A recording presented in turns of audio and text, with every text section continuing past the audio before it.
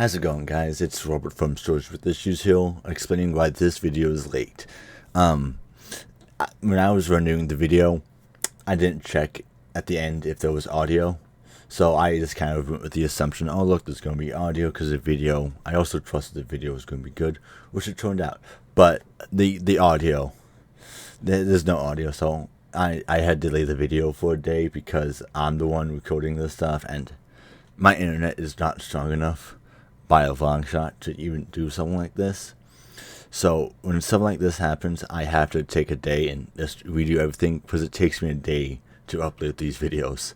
Like, I left my computer on overnight uploading this video here. So hopefully, keyword hopefully, this should be good. I'm gonna work on it until it is good, so it will be good. I hope you guys enjoy this video, and thanks for watching. Now here into the video. Hello y'all, how's it going? I'm taking over Lalo's spot because I am the host today for once. Thank you guys all for hey, Lalo, I'm doing the intro, okay? Thank you guys. Thank you guys for the support that we've got on the Flash.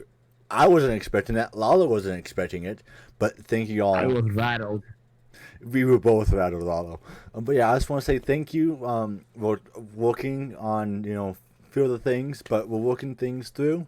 And today we're doing Secret Invasion, the good one, not the new one, not.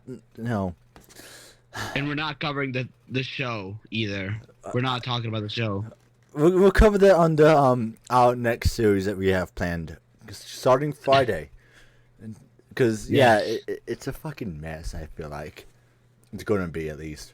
Am I gonna have to watch the episode? No, because okay, because it's called Letting Lalo Rant doesn't mean that it's just gonna be you exclusively ranting. I mean, no, but I was thinking of like we're gonna talk about the show. Lalo I'm gonna have to watch the episode. No, because like we do a Stories with Issues. Not both of us read the storyline, do we? Yeah, I guess. That's gonna be a gimmick, isn't it? I guess I was going more for like I was thinking more of like the old show we had of Talking the Issues, where I would tell them the news that was going on at the time. I would tell the co-host the news, and we would like talk about it. One of the big ones that we did, I wanted to jump on it right away, is back in 2019, Spider-Man had been sent back home in the way of like the rights for Spider-Man. Sony was cutting the deal with Marvel, and like I made a huge deal about it. I talked about it on Stories with Issues. I made a show. I made up a whole show on Talking the Issues. So that's a little comic book shatter history for you guys out there. But like, that's something like I wanted to get into. Like, fun fact: since the Flashpoint happened, we're changing everything up, Lalo. I still gotta record that sketch. You'll get around to it. Like the thousands of films that I've told him to watch. Absolutely. You should watch The Sopranos, Lalo. But I am gonna watch The Social Network tomorrow night again. Fucking curse you all. Jesus Christ, you have a problem. I'm gonna treat myself a little bit. How's your Indiana Jones watching spree going? Oh, fucking hell. What day is today? Today is Tuesday. Tuesday to the 27th? Fuck. Yes. The Isle of Destiny comes out this Friday, doesn't it? Yes, it does. And we're gonna watch it, aren't we? It depends if I can find scheduling time, but yeah. Oh, depends. I'll get something worked out. Cause it's gonna be fun. Alright. Getting this back on track. Yes, Secret Invasion. Secret Invasion. Secret Wars, what? This is in October, Lalo. Oh, spoiler alert, by the way. No, we're doing something a little bit different. We're doing something a little cool. I've always kind of had a soft spot for this story, despite how, like, nonsensical some of this stuff. What? Why? I did not read this story, and there's a reason for it. Lalo doesn't like This was during Bendis. the dark days of Marvel for me. You know what's funny about that? I love this era of Marvel. It's the second best era of Marvel for me. Really? Yes. This is when I stopped reading like comics entirely. Because here's the thing: Civil War had just happened, right? Yes. And Tony's 50 State Initiative, basically Civil War. I think we talked about. We haven't gone into Civil War. But we've talked about We it in haven't our done Civil personal War. life. But like even when I was like we were talking about Civil War back then, it's one of those books where it's so fucking destructive. But good. Good is arguable. Hey, I would live and die by that book, okay? It's a character assassination for literally everyone in this in Except for in that Captain story. America. Yeah, you should read we need to do the secret wars tie-in for from 2015. Well, I know I would love to, but since I'm not allowed the context. You just need to know. It gives you all the context you need. But, Okay, this you is talked during about the Ternarashi coat thing. Oh, it gives you all the context you have. Don't worry about reading Secret Empire. No. Secret Wars. Buddy. I know, but I'm talking about how you said the same thing for the Nahashi Coach one of Captain America. Oh, Tanahashi, yeah. Robert is trying to read like all of Captain America right now. And unfortunately I said you can't read Secret Empire.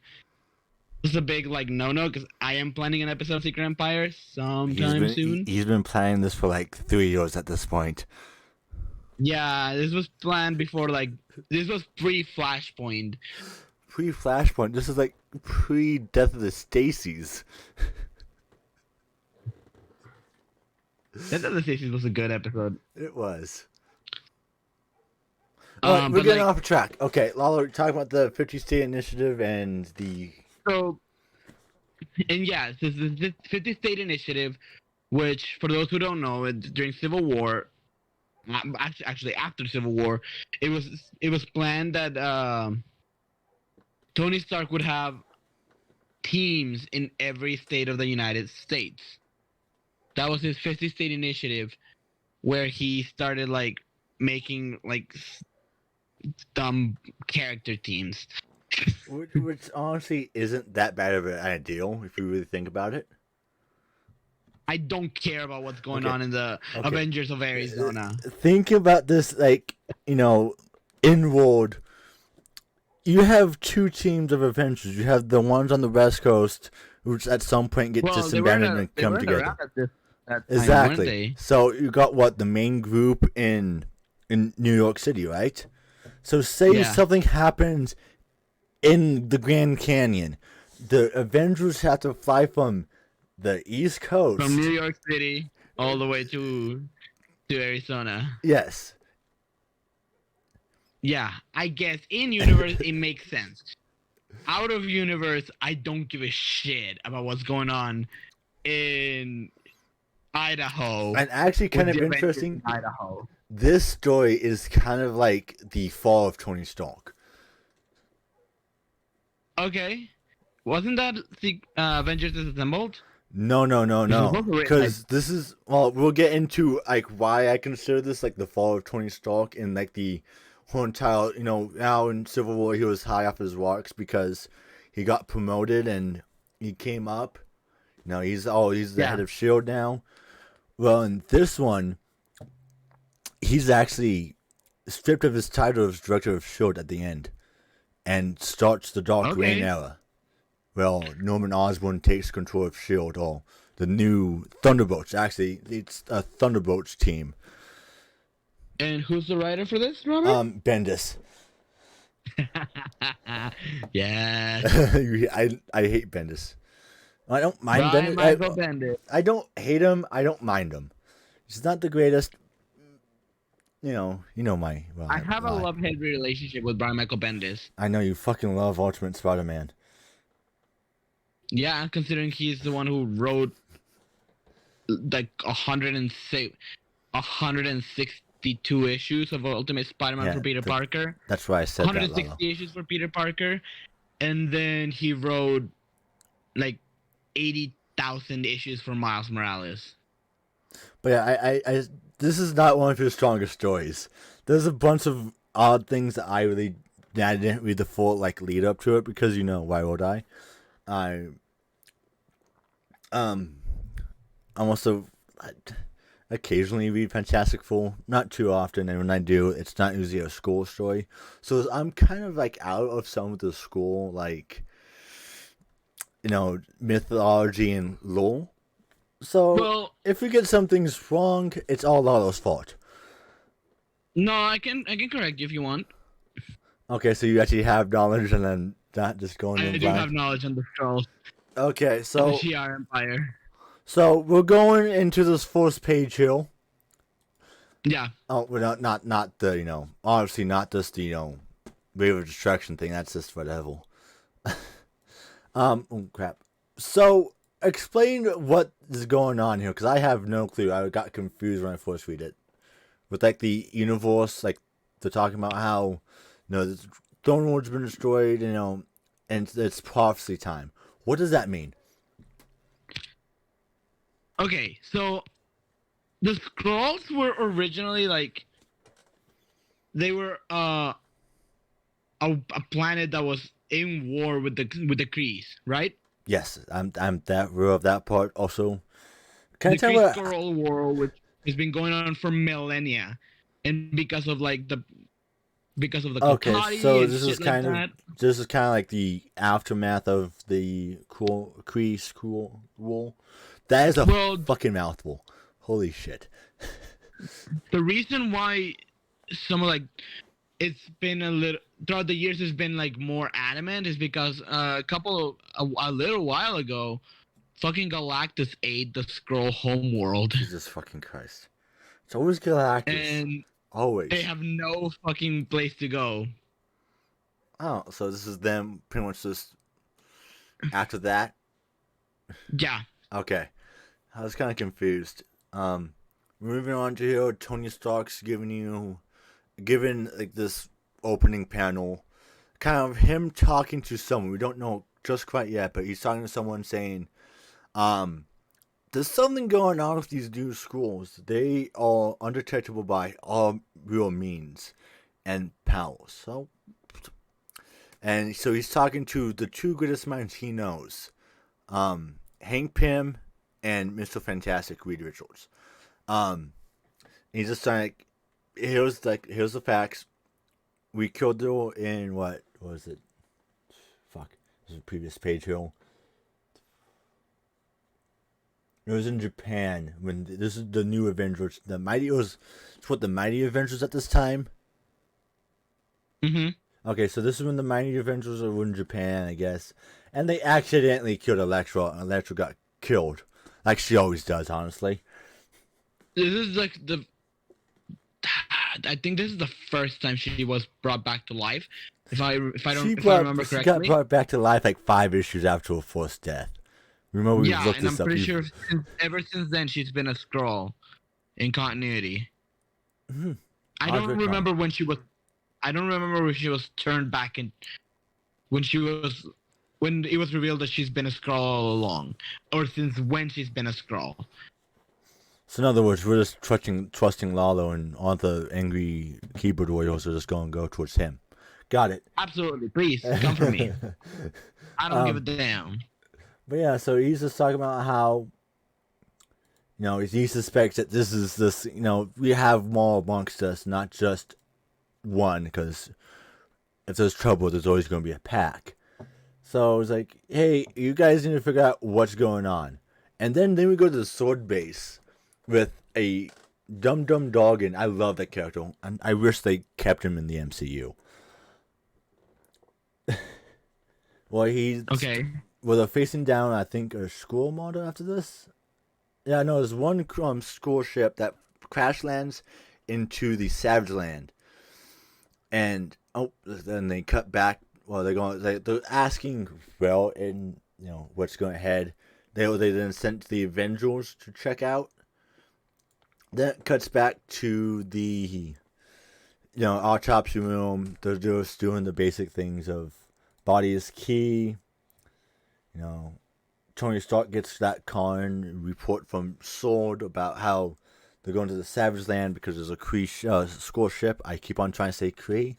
I hate that fact. So he's off.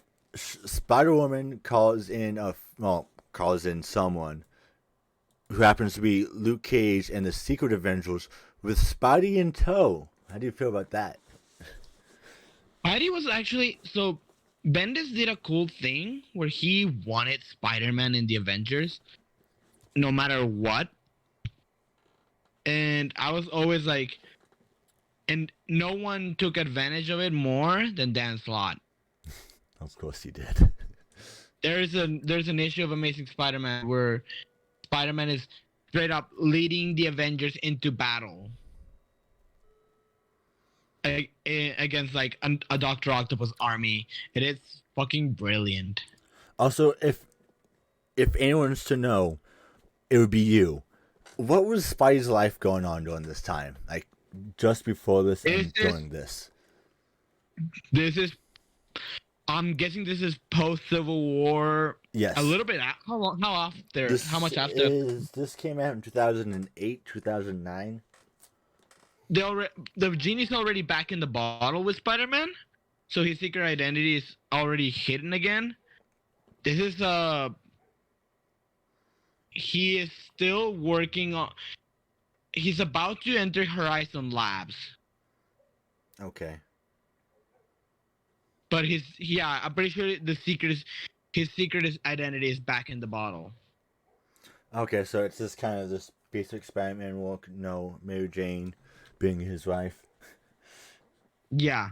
Okay, I was always kind of, when I was reading through it, like I was wondering that because why would he be posted up with the Secret Avengers? I kind of thought that his secret is always safe again because of that fact that it's so far after Civil War. Yeah, this is after Doctor Strange and Iron Man mixed the extremist formula with magic and erased everyone's memory. Don't you just love that? It's so fucking stupid. Add another reason why you should hate Tony Stark to the 616 Tony Stark to the totem pole. We got so many reasons to hate Tony Stark. It's like, oh, but he's a flawed hero. Yeah, he's a shithead human being.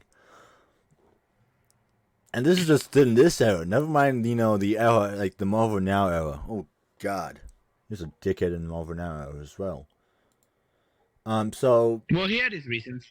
Well, Guess what happened? What?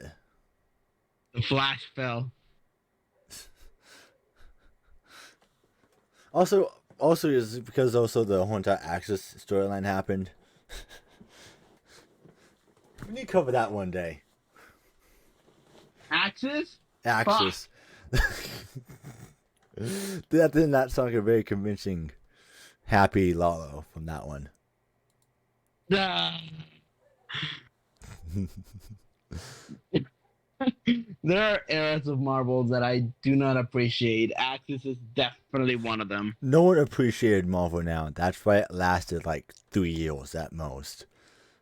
What Marvel Now was, I still have no clue. Nearly a decade after the fact. But still. Was it like an attempt to bring it back to the mainstream? Because it was going on with all those other films. Like it was an attempt for them to renumber everything and make everyone like reshift the timeline again. Create a good jump on point for people. Yeah, Marvel does it a lot.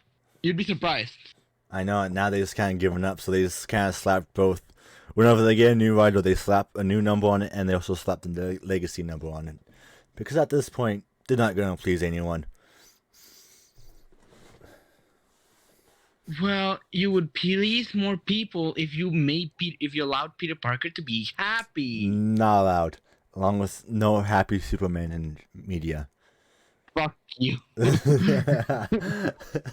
Okay, so Luke Cage gets a phone call because he's pretty much the lead at this point because Captain America. Yeah, he also owns Avengers Mansion, doesn't he? Why would they be posted up into a shitty penthouse if he owns Avengers Mansion at this point? I thought it was around the same time. Jesus fuck. Okay. Just gotta look at the image, man. But yeah, so he gets the phone call because he's pretty much the leader because Captain America kind of dead right now. Because Bendis is trying to push more his characters. But no, because Brubaker killed Captain America. That was actually a really good storyline that we should cover.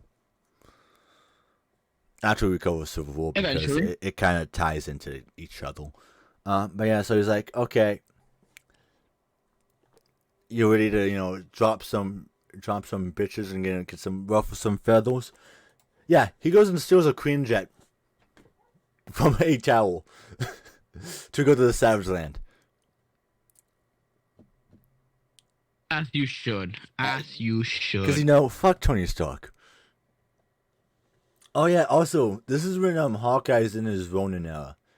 I love the Ronin suit. For fuck's sake, I remember that. This is why I was going on that rant about Mockingbird was because of this book.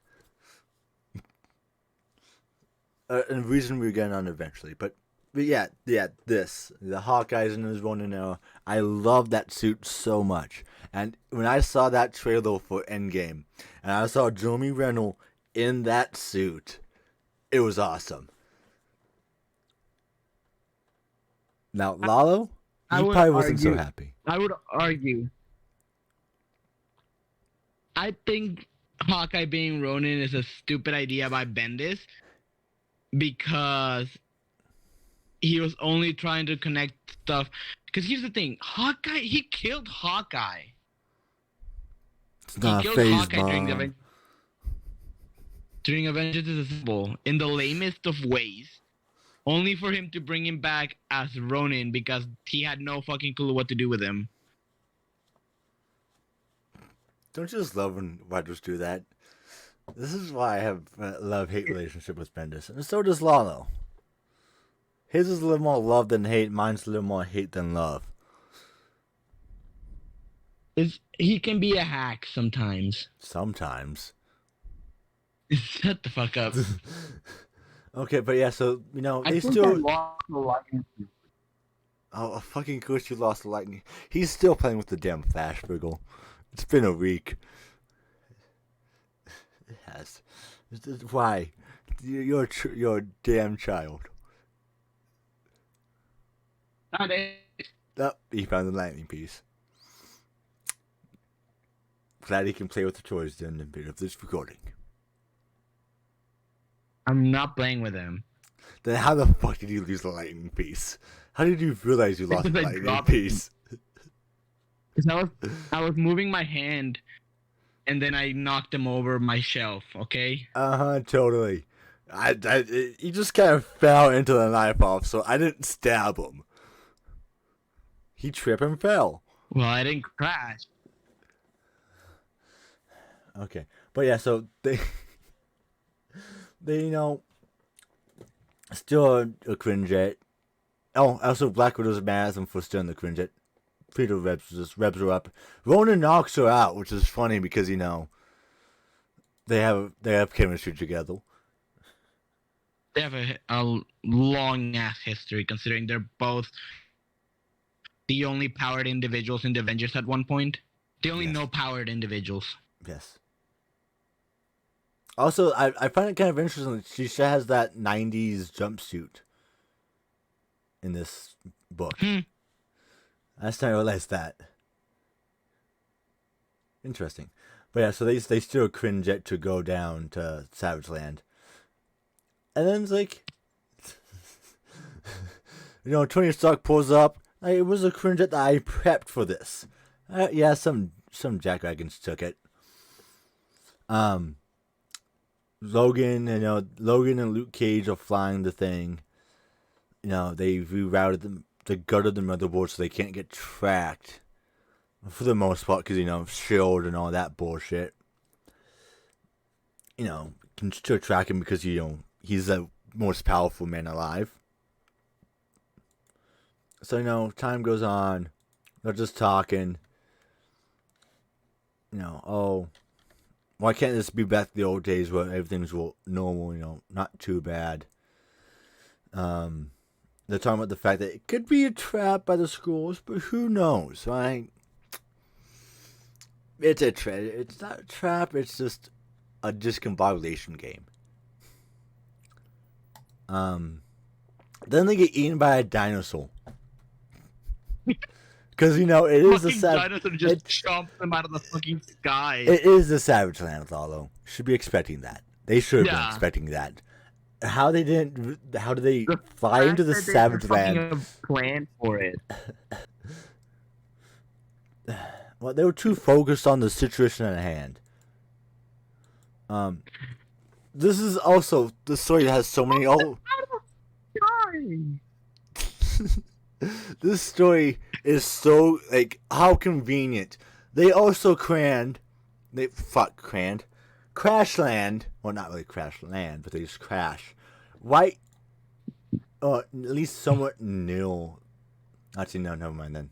I was going to say how full of contrivance this is because they happen to crash by the plane, but I mean, it's close enough. Of all the Savage Land, they happen to fall. A few rep strings away, a few hiking points away, a few panels away, I should say. But yeah, he's like, I call fucking bullshit on that. Of all the Savage Land, they're not too far. They're hip skipping and jump away. And then they stumble across it. Then Tony Stark, still high off the fact that he's the director of S.H.I.E.L.D., starts a pissing match in front of this crash. What they suspect is a school ship. We don't know. They don't know if it's They don't know if it's a POW. Could be terrorists. Could be innocent men, women, and children. Tony Stark brought Power Man, Sentry, Ares, and fucking Miss Marvel. What the fuck did you just call him? Luke Cage. Did you just call him Power Man? Yeah, that's Power Man. I thought that was his fucking Wonder Man. Fuck, you're right. It's I was gonna say, God damn it. Power Man. That I know Marvel's creatively bankrupt most of the time, but I didn't know they were that creatively That's Luke Cage. I'm fucking dumb. That's fucking Luke Cage. Yeah, that's Luke Cage, the black guy. Luke Cage. Code name is Power Man. Oh yeah, no one calls him by that. Everyone just calls him Luke Cage at this point. He fucking has Wonder Man, Sentry, Ares, and Miss Marvel against fucking Echo, Luke Cage, Ronan, which is fucking just fucking Hawkeye. Which is another human being. And Iron Fist. Isn't Echo just kind of also just a regular human? Yeah, she's just a fucking human. The only powered individual they have is a mutant, which is Wolverine, and Spider-Man. Well, they have Luke Cage. He has unbreakable skin. Okay. So, motherfucker has Sentry. Yeah, I know, the power of 1,000 suns. Oh. But also, they also has Wonder Man. He also has a tendency to die all the time. He has to die twice. That's still a lot in comic book times. He died and then came back and then died again. Okay, so, Tony Stark says, hey, you're under arrest, even though we're dealing with this threat, right? Very big threat that I even want to attend to. But, yeah, you guys... Tony fucking Stark. I swear to God. Yeah, I know. They're gone, this man. And so they start screwing up again, and then, plot twist, Dum Dum Doggin wasn't Dum Dum Doggin. It wasn't even a life It was a model. fucking scroll. Motherfucker, I was gonna say it wasn't even a fucking life model decoy, but yeah, no, he was a fucking scroll and fucking blows up sword. Do be like that, you know? Casual What terrorist the check. fuck is going on with them? What the blue shit? Yeah. Well, I think it is I think it's like them trying to like show that they're in a vacuum or a pocket of space. That it's some I sort thought of it was sword. like a speed racer, like I think it's maybe even I like thought some it sort was of. like a speed racer kind of airbag. That's another part of my theory is that it's kind of like that, but for oxygen. Because you know it is sword, so they have all that ultra dimensional shit or otherworldly shit, whatever fucking sword even stands for. Super fucking science. Yeah, super fucking Super science. science, Like, Robert. we don't It's get called paid super enough for this shit. So that's what I think it is. I think it's some sort of like pocket atmosphere they have in case, you know, the work job gets blown up. The office gets gets rioted. Not even rioted, just straight up 9/11. Because that's what happened. It was a terror It attack. is. It's a terror attack by the schools. So yeah, it got straight up 9/11. Yeah.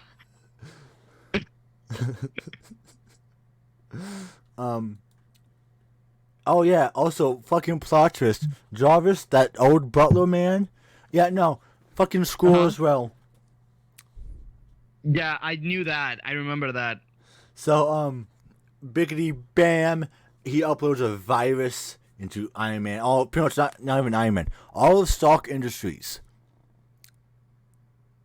All of Stark Industries is taken offline, which also means Tony Stark is taken offline. Even like his heart monitor thingy. I think so. Oh, he doesn't have He it gets anymore. fucked. I don't know. I don't care about Iron Man. Also, remember when I said, you know, the he loves you thing in the group chat? Yeah.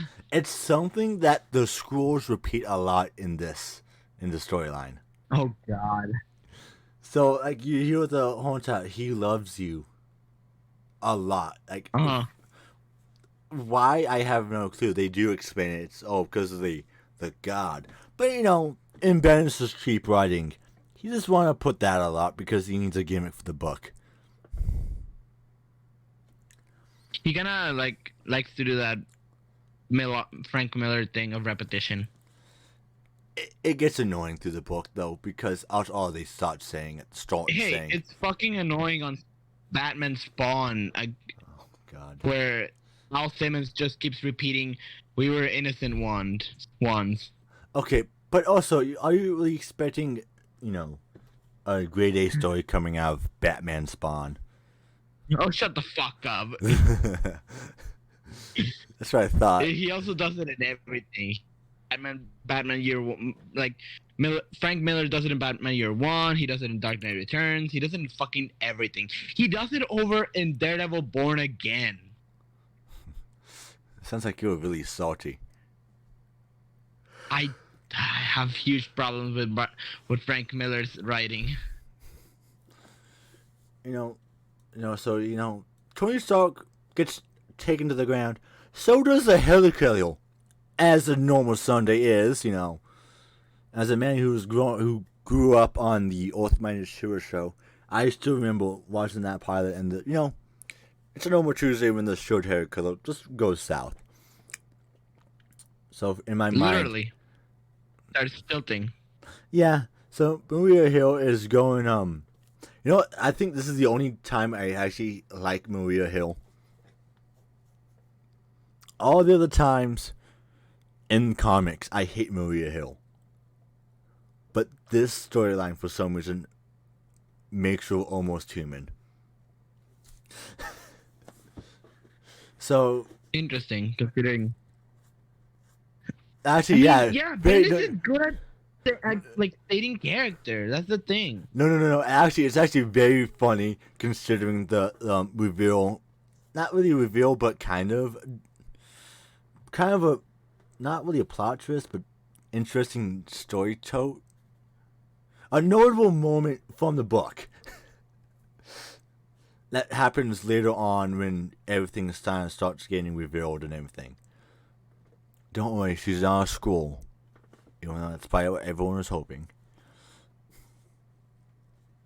But yeah, so Is she a scrolling show? no, she's fucking dead in the show. Well, apparently. Yeah, they killed Kobe.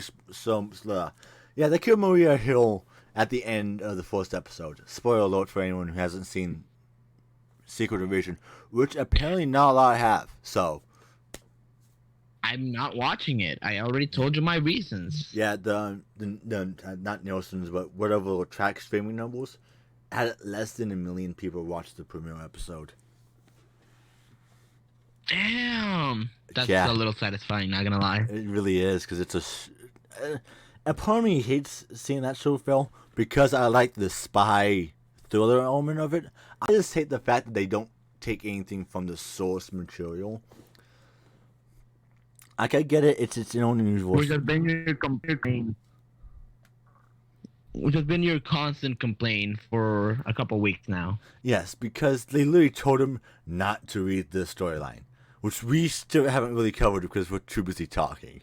But yeah, so Maria Hill saying things are going south, abandoned ship, get out of Dodge. Tony Stark is nearly dying.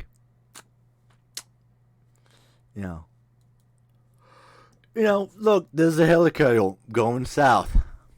And above New York, that would be very unfortunate. Losing a shit ton of jets, also very unfortunate. You know, Stark Industries as a company also starts failing. That means missile defense systems. Just basic daily needs for that company, because it's still a multi-billion-dollar company in this universe. All the R&D starts going haywire. The fucking satellites they have set up also gone south. The raft starts breaking down because apparently they use Stark tank, which actually makes sense.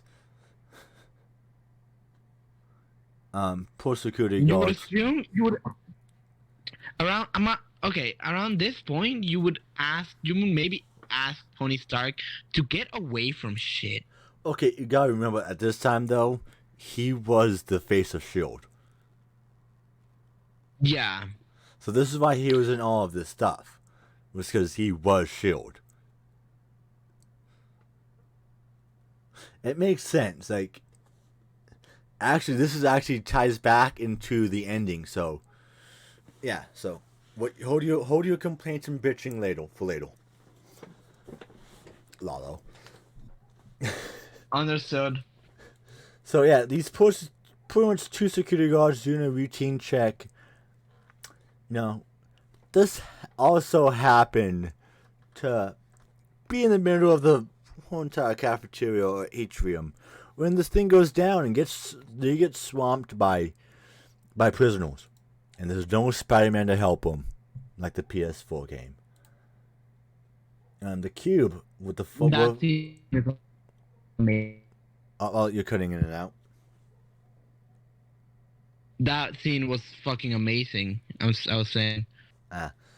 Also, Lalo, can you explain the cube if you have any fucking idea what that is?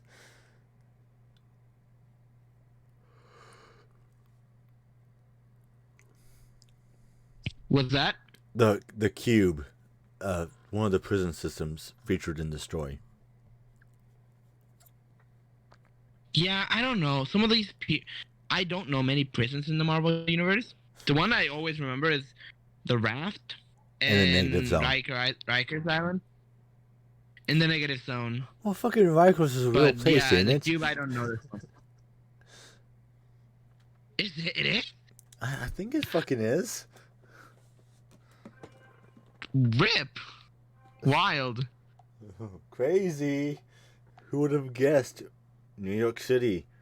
No, a story set in New York City mentions a real life New York City penitentiary. Interesting. Who'd have thought?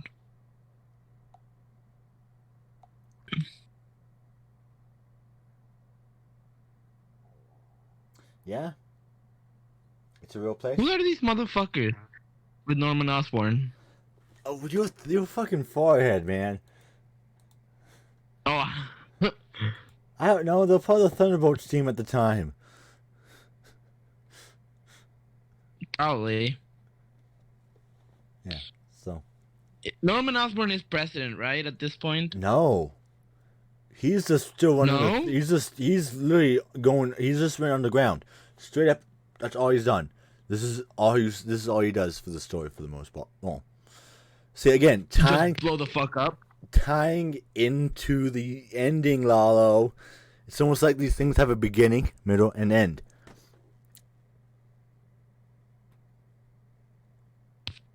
That's what I thought. But yeah, no, he's just the director of the head of the Thunderbolts. That's all he is for right now. You know, it's just showing him. I think this is him getting attacked by the Skrull variant of Marvel, which I love. I love when comics bring back I'm trying to say without being fucked up. Bring back dead characters. Well, that doesn't sound fucked up. I almost said dead people, but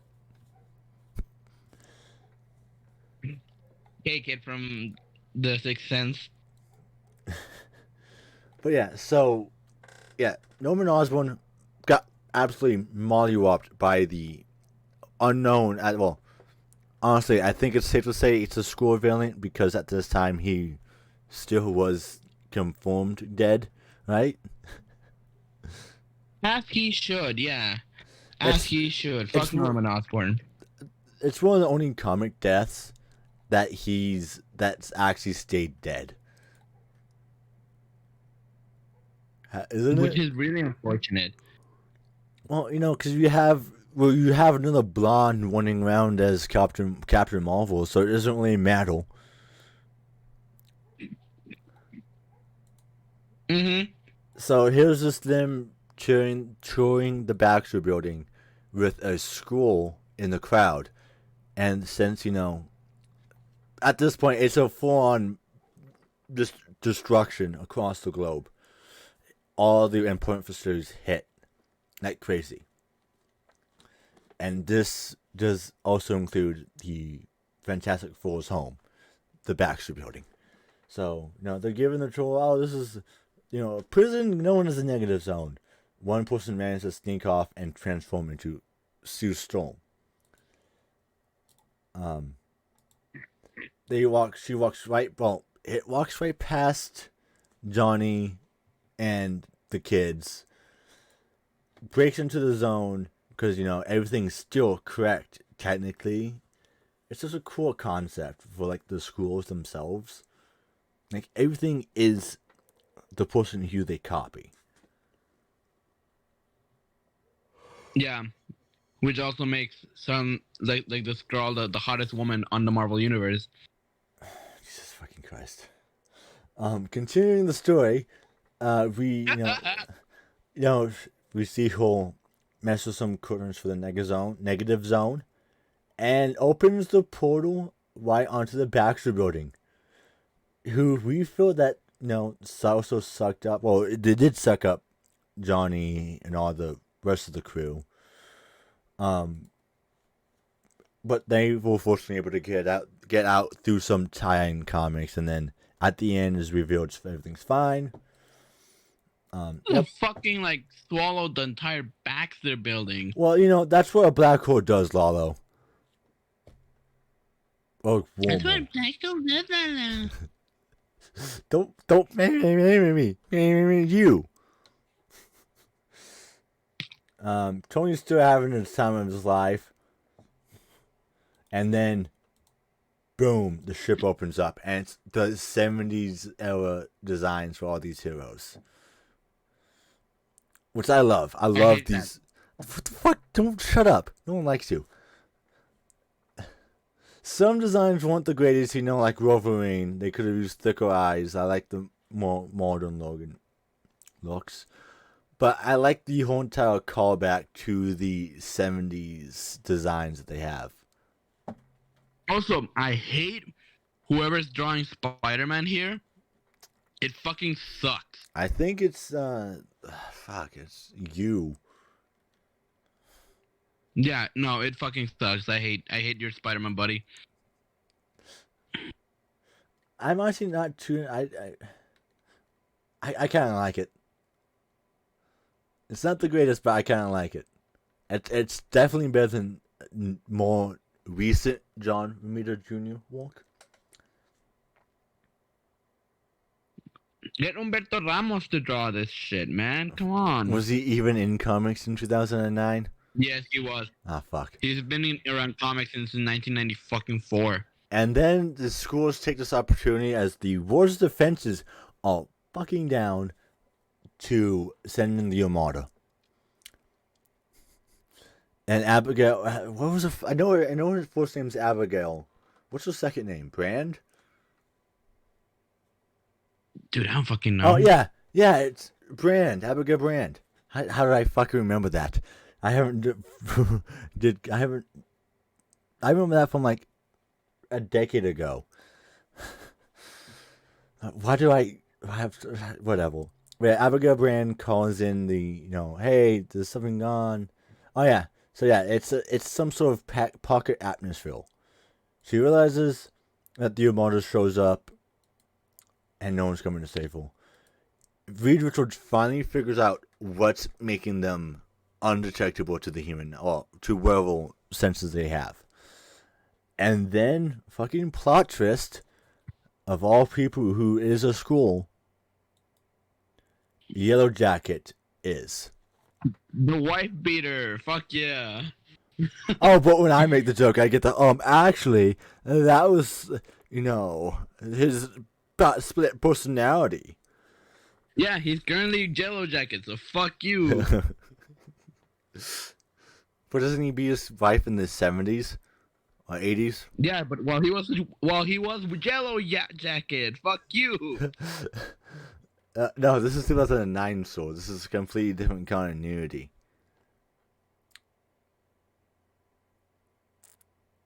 Yeah, I hate that Spider-Man design, dude. Still love the fact you're trapped on that. But yeah, so it's revealed that Yellow Jacket is a school. And also, discombobulates and stretches out Mr. Fantastic in a really odd way.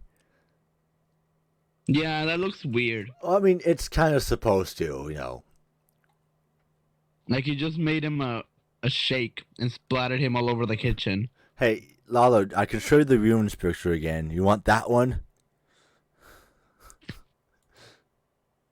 And that was issue 1. Jesus Christ, it took us 46 minutes to get to the one issue, Lalo. Fortunately enough, some of these issues are so stupid that it's just a straight filler issue. Alright, let's go. So it opens up to the crews seeing each other. It has, 70s Spider-Man with the little webbings and the new That's Spider-Man. Spider-Man. Whatever. Jackass. Fuck you. Bing bong. But yeah, so they're fighting, they're all just talking trash. Who do we believe? Who shouldn't we believe? They're all bickering back and forth. You literally saw them come out of a fucking ship. Don't pull that bullshit of Alrighty, I'm back. Don't know what the fuck I did, but I did something. Okay. But yeah, so they're all fighting. Ares is trying to tell them, hey guys, this is a trap. You get Tony Stark back to the mainland. I will hold these guys off for as long as I can. Buy you guys some time. Do they listen to Ares? No. They're still arguing back and forth. Ronan sees Bobby, who at this time apparently died.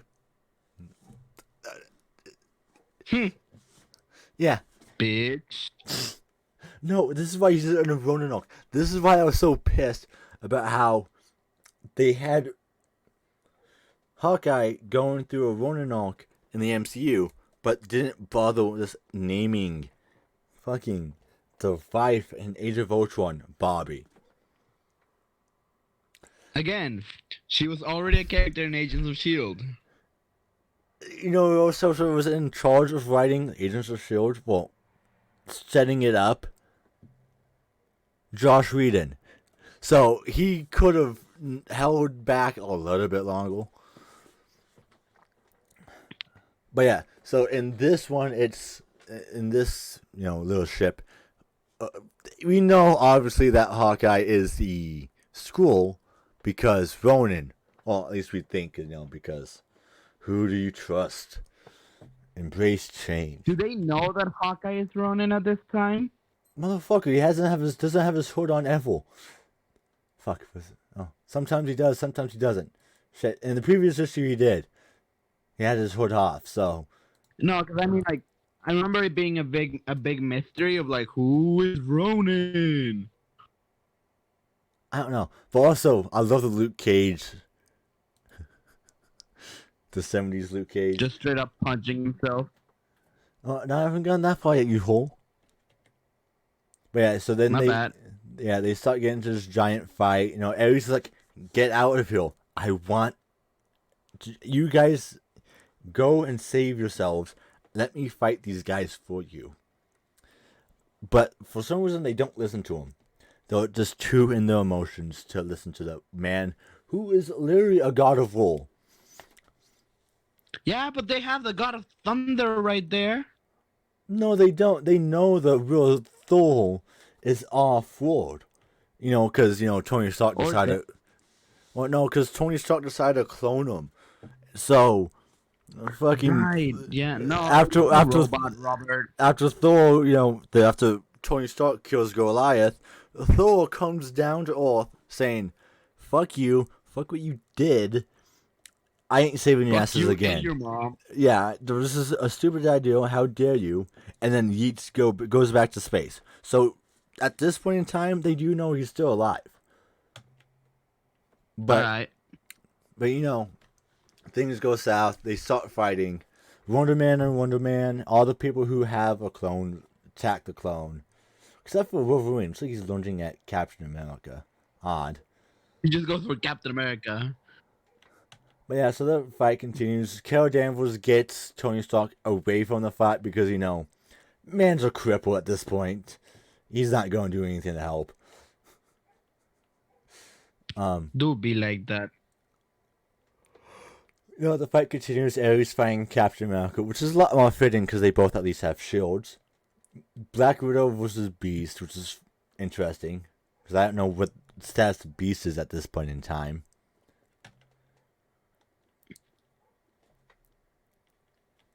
The Sentry. What was that? Beast is a mess around this time. Is he? I don't think it's Cat Beast yet. Because there was a time where he was like, I want to fix my mutant abilities again. And he made it all worse and turned himself into a cat beast. What the fuck? Okay, well, the Vision and the Sentry make sense. And then somehow the Vision plays a mind trick. Well, the Skrull plays a mind trick on Sentry. Pretty much filling his head full of self-doubt. Which I would imagine if we read Sentry comics at that point in time, we would know who this fucker is. Well, here's the thing. The Vision has the Mind Stone in his forehead. Oh. Okay, so that's what it is. No, wait. Alright, I'm wrong. That's the fucking MCU version. Hold up. That's in the MCU. I'm sorry. Here I am, just trying to be trustworthy, and you fucking lied to me. How rude. You know what? You get the stab horn. You get the stab horn for that. Understandable. I deserve it. Because yeah, isn't he just a really fucking smart AI?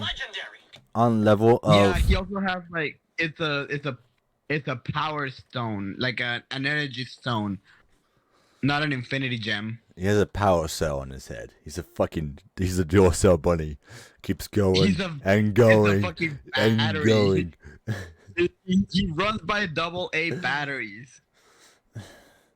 Hold on, guys. I gotta recharge my batteries. Love to help you in this fight, but I just can't. I don't have enough battery for this. Actually, no, holy shit, that's just Tony Stark, isn't it? Yeah, that's also Tony. You're right. So how does why does Tony Stark just build a better power source and put that in his suit, like what the Vision 'Cause has? I don't know, man.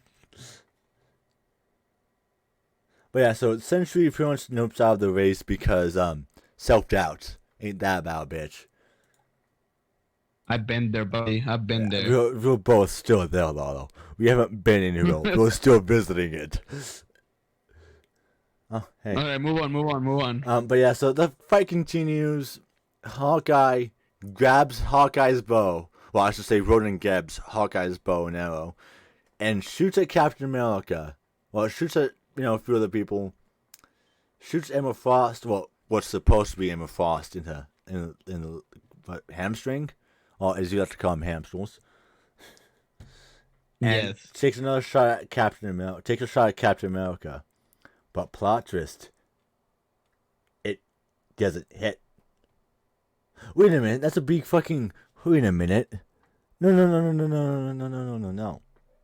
How the fuck are they able to clone Captain America? Don't worry about it. No. Because later in the comics, they say that they have to have the living person still in captivity in order to create the perfect clone.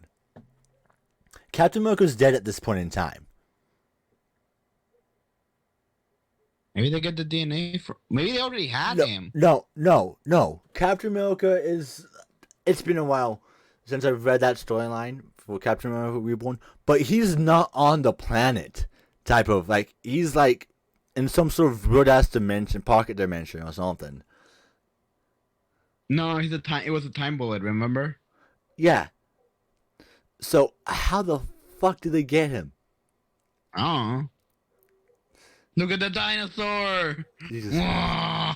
and yeah, dinosaurs. Lava proudly interrupts. Yeah, interrupts the fight. That's actually kind of fitting, actually. Holy shit. Thank you. I mean, you're welcome. So, they all kind of scatter. Danvers goes to that lab they saw at the beginning. Well, belongs to the indigenous people. Which actually comes back into play because this is kind of what they're saying is that, I think they're trying to draw comparisons to how the Spaniards came and conquered the native people. I think this is kind of the same ideal, but applied to comic books. I think. Damn, Carol, look at that ass. Jesus fucking Christ! I'm trying to talk social political issues, and you're fucking thirst trapping of all ink on a page that's been digitized.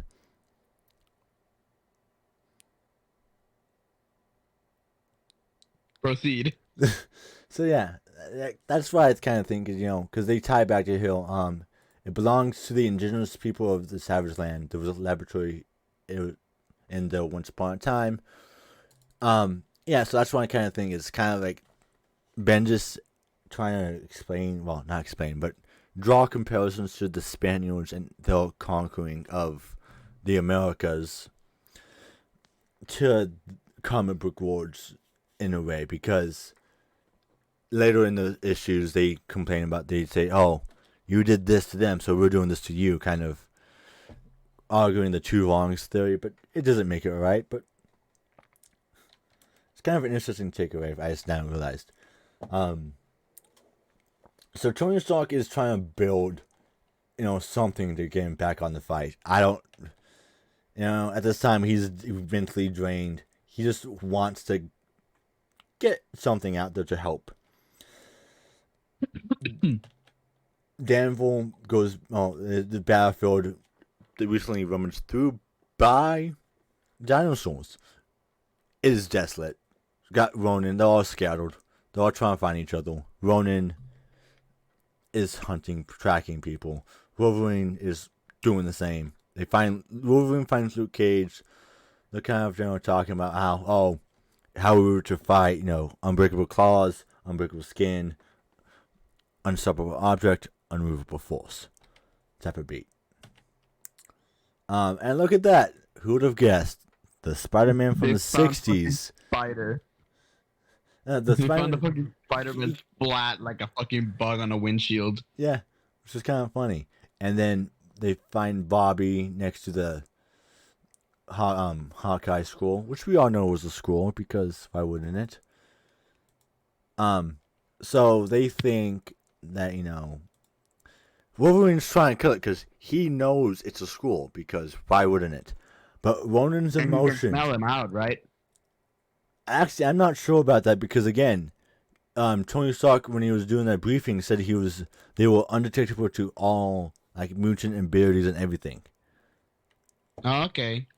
So I think he doesn't trust anyone. But Wolverine's Ronan, just being a dick. I mean, isn't he always? Yeah, fair enough. So Wolverine. So, but Ronan, lets his feelings get a little too in the way of the mission. As Wolverine's about to kill Mockingbird, which would have saved Ronan a lot more trauma. Ronan jumps in the way, shoots Wolverine, as one does, right? And then forces Ronan. Well, Ronan forces Mockingbird to tell him about October 12th, and they reveal that they would have had a kid, and it would have been October 12th, and they're like, oh yeah, we believe each other because even though schools also take control of the memories as well, don't they? They do. They know that. They know that, right? They should know that. So that should be like something clear. So this entire story doesn't make sense at points, like straight up just breaking the already established facts of the universe. That's Bendis for you, man. Yeah, I know. I don't like it. I like some continuity in my stories, okay? So they make up because they haven't seen each other for a year. So so Mockingbird's like, oh yeah, that's definitely Captain America, because he's the one that got us back to Earth. How convenient that we just all also happen to know that he's fucking dead. Mm-hmm. So now time goes on. A giant as the universe is looking at the negative zone eating the Baxter building. Oh yeah, also this is the Young Avengers looking down at the crew and like, oh look, Then boom, Shooter with superpowered schools fucking pulled up to the party. Motherfuckers. And that's where they end the issue. Like I said, some of these issues are just really bad filler issues. After issue 3. Considering most issues are most of these are 20-page issues. Yes, they're really bad filler issues. Like this one, I'm fairly certain is Maria Hill. That getting revealed that Jarvis is in fact a school, and Thunderbolts getting their ass whooped by the Marvel school because, yeah, he's one of the most powerful men in the universe.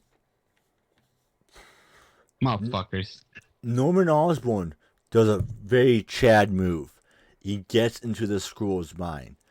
Because, he's had multiple, he has split personality disorder. Or just, as what they call it now, is just dissociative identity disorder. Or something akin to it. I don't like that for Norman Osborn. Well, I mean, it's akin to it, okay? The gremlin, he's going gremlin mode. The goblin kind of introduces that out of the identity to him. No, it doesn't. Originally, he was just an asshole. Okay, Lalo, shut up. You love No Way Home's depiction of... No Way Home's depiction of Norman Osborn. Fine. It's literally them depicting at least some form of DID. Alright. Is that Eddie fucking Brock? No, it's not Eddie Brock. It's Matt Gargan. Venom. he looks pretty fucking sick for being a scorpion. That was so stupid.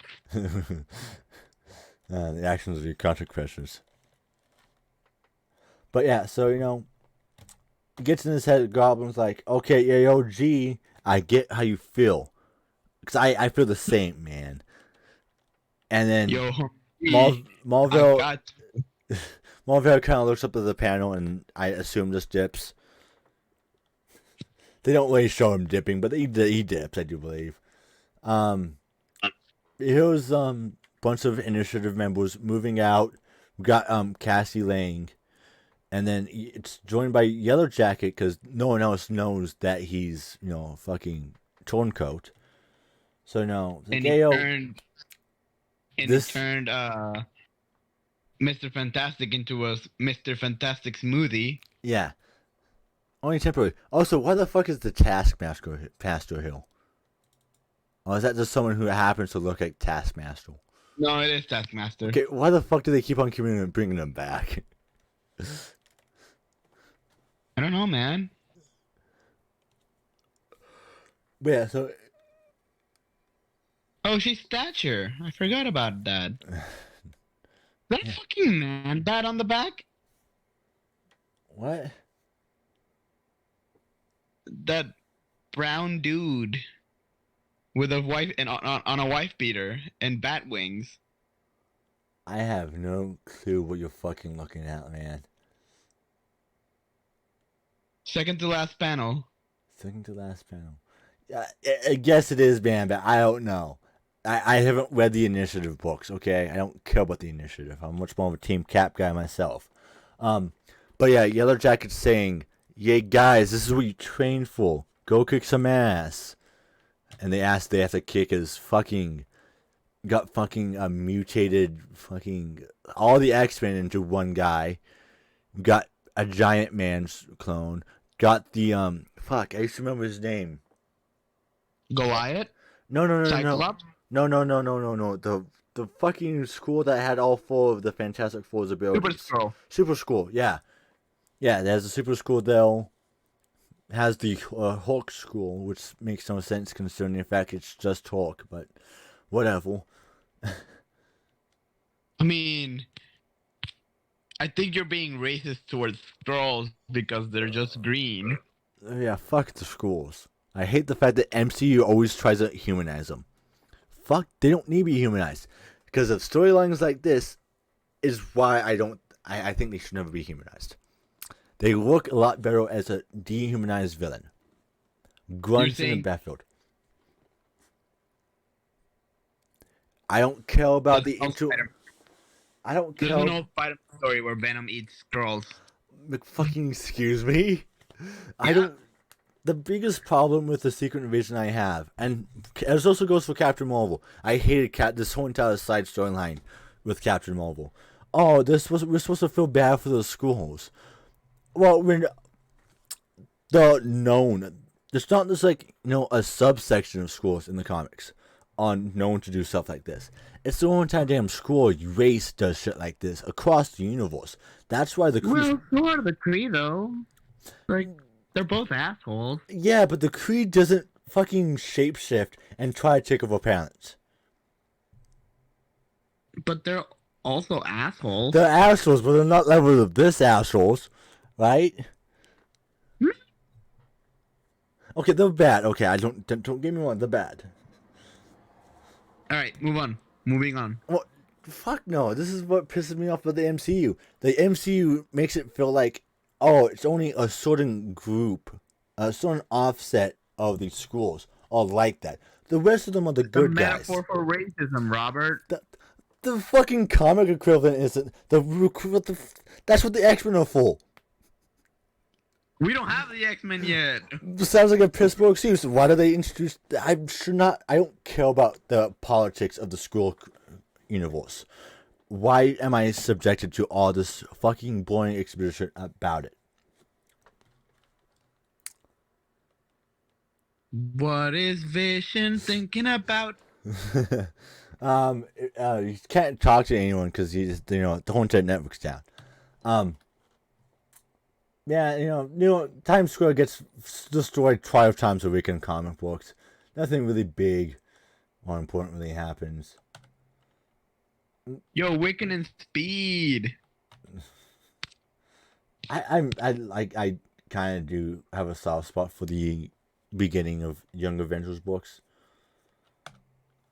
Goliath, Mollywops, Ricken, whatever you fucking say his name.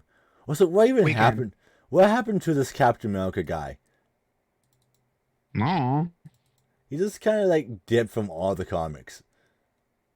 It would have kind of funny to see him in the Spencer one of Captain America. So, since Captain America's already killing a bunch of those fucking guys anyways. Well, look, the initiative's here, guys. We can stop getting our ass kicked. And they also proceed to now get... you can all get your ass kicked together. Exactly. And then we cut back down to the Savage Land. We see Jessica Drew's Spider-Woman, which I know, yes, my mind went straight. Whenever I saw Spider-Woman, my mind went to you crying about her being disconnected from the Reb. Yeah. I legit cried during reading that issue. Yes, I have this. It's actually on the channel if you guys want to watch it. It's great. It was really heartbreaking, okay? I wasn't expecting her to die. And I was recording because I knew what happened. And I actually like don't remember if I ever finished that story. It's somewhere in my room. Jesus fucking Christ. No, you finished I know you finished the book because I forced you to finish the book. Yeah, I finished that one issue. Holy crap, her ass cheeks on that one panel. What Jesus the hell? Christ. You're fucking horny. I just looked over and I saw just... You're horny. So yeah, Echo says, "Oh look, it's Jessica Drew. She's a homie at least. He won't try to kill me." Boy, was she fucking wrong. Yeah, no. She almost kills Echo. Actually, maybe. Wait, no. Does she actually kill Echo? I don't know. She might actually kill Echo Hill. It looks very painful position to be in. Whatever. So Jessica Drew comes in, tries to talk to Tony, then starts gaslighting him, making him feel like he's a school. It's destroying his mental state, seducing him. Oh yeah, you volunteered for this. I was the one who volunteered to volunteer your memory. Okay, trust me. Why would I lie to you? Tony is having like little doubts about this. And even gave him gaslit to the point of doubt. Fucking gassed at Tony Stark. And for once, Tony Stark, no, I'm not a school. I know that for a fact. And then they cut back to New York with the initiative getting their ass fucking handed to each other. Statue gets launched by the Giant Man School. The schools start doing Black Power salutes.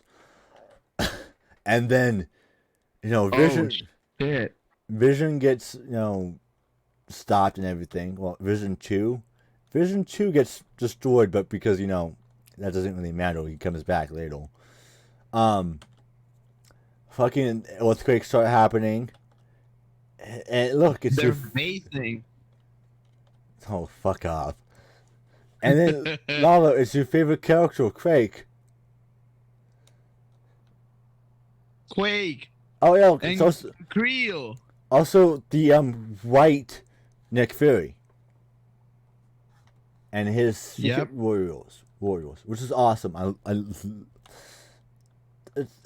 not gonna say. I love this version of Nick Fury. I like this. When Nick Fury was head of Shield, everything was great. When Maria Hill, not my Nick Fury. No. When Maria Hill took over Shield. That's when the country started going downhill in the in 616. Hashtag not my director.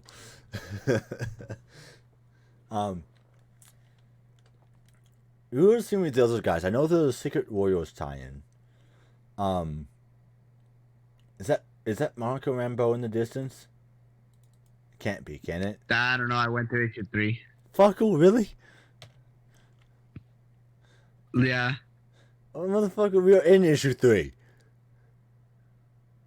No, I went to issue 4. My bad. My There we bad. go. I was gonna say, my man, someone's been fucking lying to you. We're on issue 4 now. Yeah, we're halfway through. Hellfire. But another 3 issues of fill, so we're almost there. Like I say, I love the storyline. I don't know why. I have fond memories of it, but boy, does Bendis' writing suck. I don't know if is that even a hot take. I think it is. A little bit, considering he, well, meh. I think his most solid work was Alias and Ultimate Spider-Man. And unfortunately, that's most of his run that I can remember. I think around this time he had his hands full with Ultimate Spider-Man. And Mighty Avengers and everything else. Motherfuckers was writing like 5 fucking books at the same time. You know, you should have switched to the Marvel method. No. Yes. What the fuck you praise Slot for doing the Marvel method? No. Yes. I have gone on record against the Marvel method for years. Well, anyone else, yeah, it's stupid to have, the Marvel method be an actual way of creating fucking comic books. It's antiquated and it's unfair. It's literally asking for copyright disputes. Alright. On issue 4. Issue 4, you open up to, Mr. Fantastic. Just stretched out on this fucking giant ass bed because, he's a human. He needs a bed. Fucking terrifying. It is. It's definitely hitting the point of body hole. Not, actually, I didn't find Guardians 3 that bad, but I know you hated it.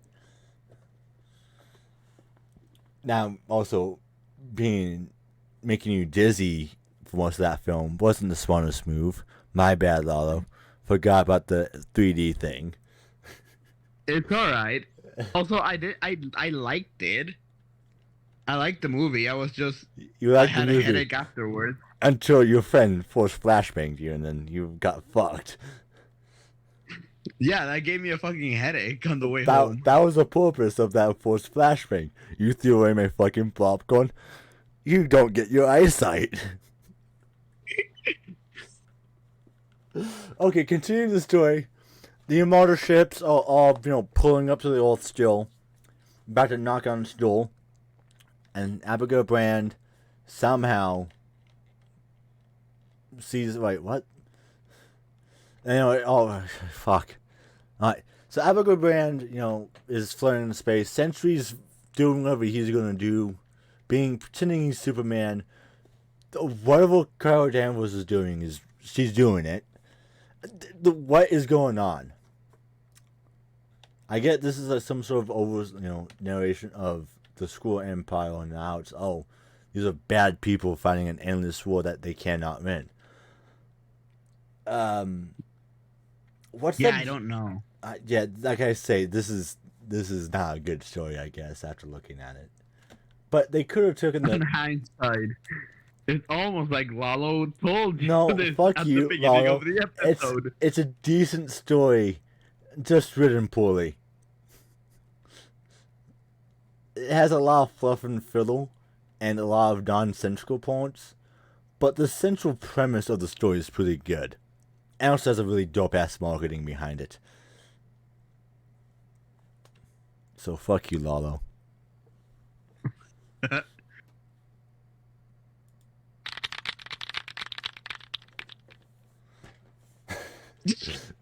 Clap? Yes, fuck you.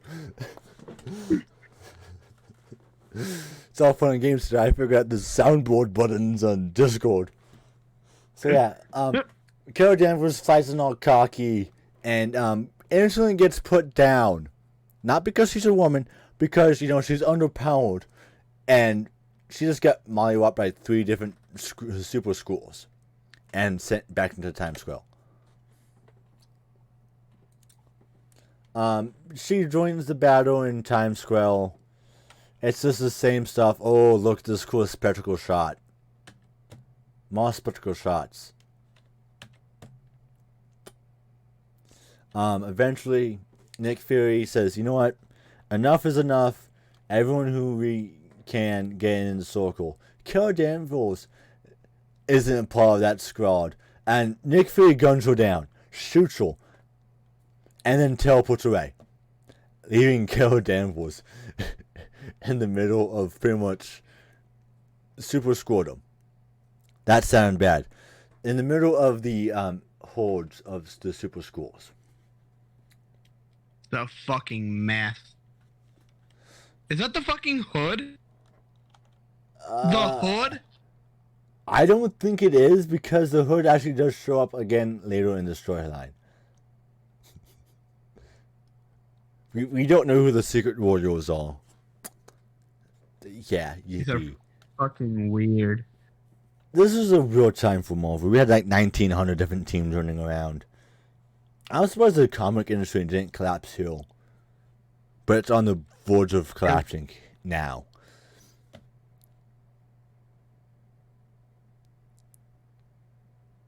No, we had so much more oversaturation then than we do now. Yeah. Well, maybe because considering Marvel publishes 50-something books a week. I would hate to see what they were publishing back then. Oh my god, it was a nightmare. I could imagine. But yeah, so, Craig dips. The schools do something to Carol Danvers, oddly. I don't know. Don't know why they show her cornea. It's odd. And then they cut back out. They cut to Black Widow in the Savage Land, about to take the shot on Jessica Drew, who turns out to be some sort of like crane school. Yeah, she's the queen. She's the Queen Scroll. I And remember then, that. And then Beast and Jean Grey, who are both also schools, interrupt and distract, giving Jessica, enough time to react and dip. Also, when did Wonder Man's appearance change? Because if you go back to the initial ship landing, he wasn't dressed like this. He wears the suit underneath his jacket. He was like the 70s type of deal. Like, yeah, both of them were wearing the old raincoat, and the suit is underneath. No, I think they just took off the raincoat. I think it's just them being lazy and just switched to the more popular design. That's straight up what it is. They had the Fuck trench you. coat. This is my the story. Red trench coat. This is me taking over. All right, go for it. God fucking damn it! I want to find a way to work all these in somehow. Okay. But yeah, so Black Widow misses her opportunity to kill Jessica Drew. Black Widow also gives Tony Stark some adrenaline to, keep him alive just a little bit longer, because, having the director of S.H.I.E.L.D. die, one of the world's smartest men die, and the only way to really get off this savage land that you're a part of, it's kind of important to have him alive. Yeah. Tony's like, I might be a school. Black Widow's like, you know what? Right now, I don't give a fuck. Get me off this damn island. I want to go home. We can worry about the school part later. And, fucking Black Widow shoots Wolverine because he sneaks up on him. Apparently, they've had a code this entire time. But again, if you think about how they absorb memories, right? This wouldn't have mattered. Yeah.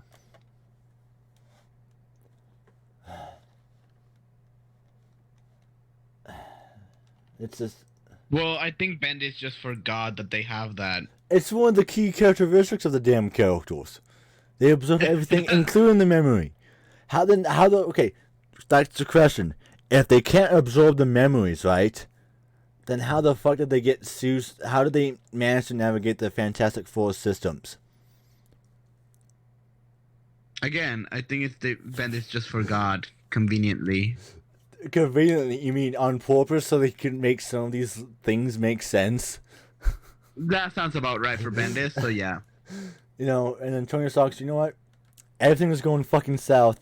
We need the world's smartest man. We need Reed Richards. And then it cuts to Good luck with fucking that. and it cuts to Abigail Brand breaking to conveniently the closest mothership that also happens to steal all the prisoners. So and then, well, not we don't know that part yet. You know, she gets what she get. Oh yeah, no, we do know that. She conveniently walks into the mothership that has the world's smartest man on it, and then in the middle of that, two poor school grunts, just trying to get the living through, stumble across Abigail Brand, and then boom, the Well, they had to. Maybe if they were unionized, they wouldn't have been dealing with this shit. well, maybe they are unionized, okay. Gasp. So again, this Jarvis is asking for the surrender because he's a school fucking plot twist, right? Yeah. Also, I guess that is never mind. Jets flying by. See, look, here's the hood. The hood shows up. Motherfucker, the fuck are you doing here? So I don't know who that was in the Secret Royals, but it's not the hood, Lalo. Fair enough. You got me there. But I fucking sort of got Robert. what? You do a fucking horn again, I will smack you. Fuck you. But yeah, so I don't see any gravity of the situation. We are prepared to accept your surrender. And then as one does, is they cut back down to Brooklyn. Jets passing by. The organized crew of villainy, whatever they fucking call themselves. Crew. No. There's a whole entire fucking underboss. No. There's Mystique, Hood, Wrecking Crew. I don't understand this. Are they all just hanging out? Hydra right there. What the fuck? Are they just all hanging out? There's so many stupid contrivances in this story. It's a good story, though. Still, man? Yeah, that's what it looks like, right? Yeah, that looks like fucking Stiltman. But yeah, they all, his stilt. But yeah, they all look, they're watching the news like, oh, yo, should we help the Earth, And then the Hood's like, Nah. motherfucker, yeah, we're gonna help the Earth because, if there's no more Earth, then how the fuck are we gonna be the villains? And like, You motherfucker. You son of a bitch. and they're all like, yeah, that's actually a really good point. So they cut back down to Central Park. Things are going really south because, everyone's dead. Or, not dead, but everything's not really gelling well and they're getting their asses whooped. And then, down from the heavens. It's more southern than Mexico. Yes. Down from the heavens comes a thunderbolt. And lightning. And, yay, Thor is back. Not yet, damn it. And then they cut to a picture of Bucky, Captain America, looking through by now, and then go into action. Like I say, a lot of the story is just hoping. Filler. Yeah. And last page reveals. Last reveals and filler, and hoping to. And it's just kind of getting to this point where I was reading it, I almost gave up. The only reason why I kept going through was because I kind of have to if we want to do this episode. And, yeah. A part of me regrets it, but the other part of me reminds me how dumb of a kid I was. This book will always have a place in my heart because of my nostalgic attachment to it. Now you know why I talk so much shit? Because I don't have those. Yeah, exactly, because you're a fucking jaded-ass child from magic shit. I don't have those rose-tinted glasses. I was a literate kid. Even though I didn't start reading until I was like 10. Oh, look, it's the Third Mountain again. Oh, yeah. This Motherfuckers. this is the story. This is where Norman's like, "Hey, yo, buddy, I get how you feeling. You have two different directions you want to go in, and you have to go straight." Don't be gay. And then, Captain Marvel has a breakdown. Well, Captain Marvel has a breakdown and flies away. Been there, buddy. Oh, look, it's your favorite character, Pen. God fucking damn it. I suppose you didn't see anything when I sent you that photo. I didn't see him. How did you not see the man in Spice? He looks like a fucking hands, man. He is the stupid. ultimate. Oh, I'm in my edgy phase. Let's move on, please.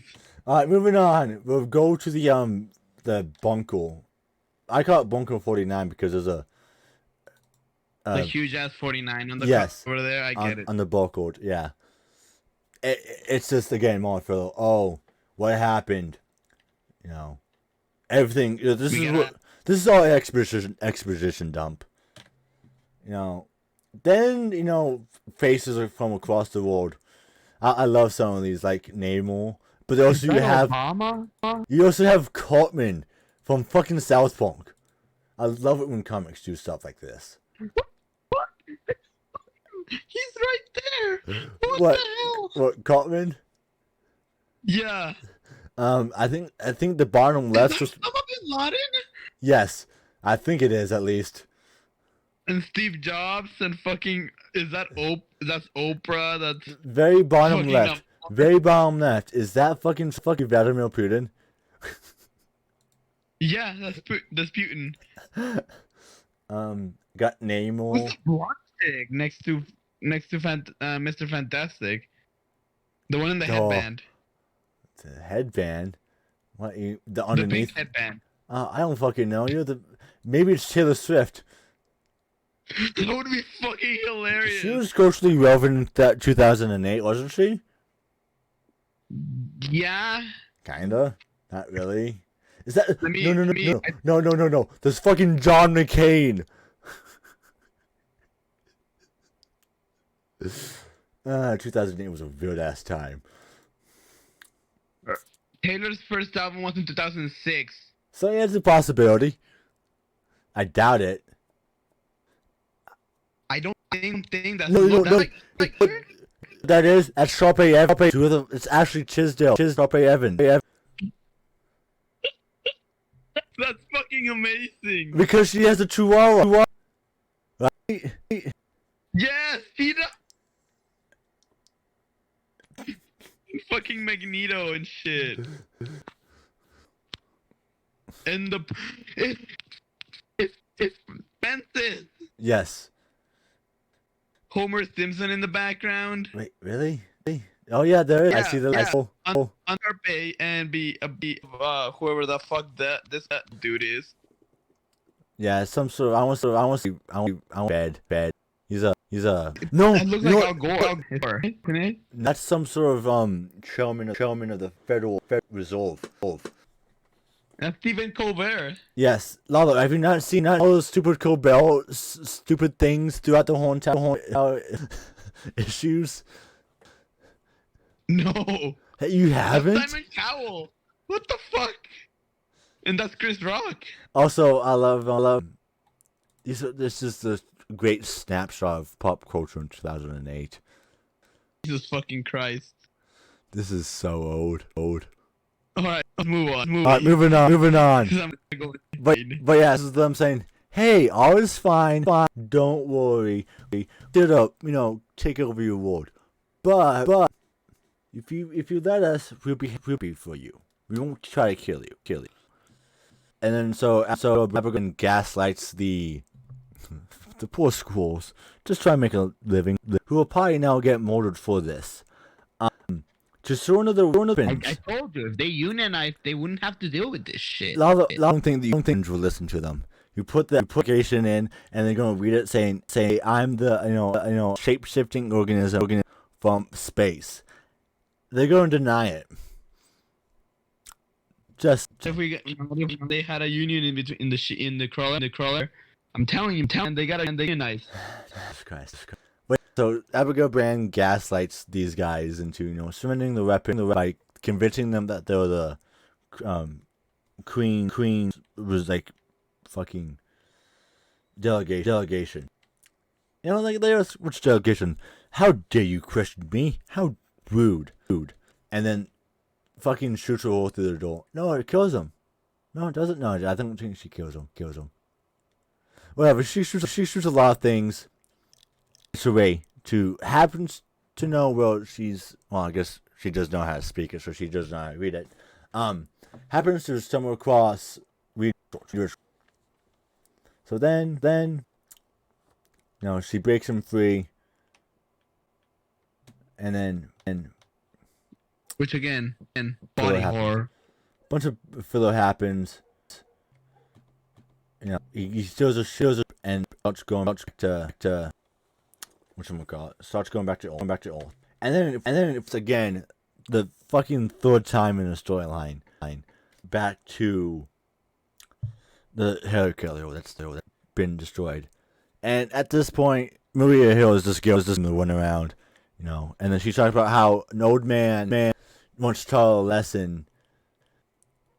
A man expect Kanye of me once a few more, and he told me, he said Shield was make just robot, for lack of a better term, a life model decoy, for use in espionage and covert operations. He told me to start using them, that doing so wasn't cheating or cop out. It was just a tactical maneuver. So I'm saying to you, when I'm done here, I'm gonna make a sheet short that says, and they tell her to execute her. And the last, she's an LMD. Yeah. And this line here. This is why I love Maria Hill so much. So you know what she says? She'll say Nick Fury was right. Because he always is, baby. He always is. And then she starts sniping at the Kree. No, not the Kree. Fuck. The squirrels. And then she flies away because she can't, dare go down with the ship. Back. And then, okay, this is also a pretty cool shot. I think this is like when someone says Maria here on Google, this is the image. Shows up. Lalo, want to try? You want to try that out? I'm out of that.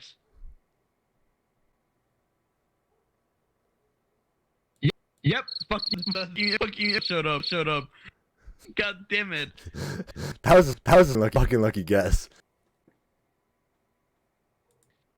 And they back. Oh look, he's planning the ship. He's going sicko mode.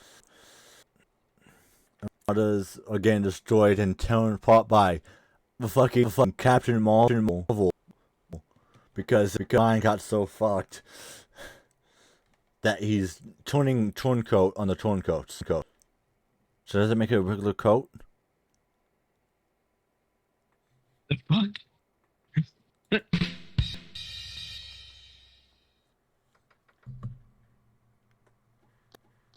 Where?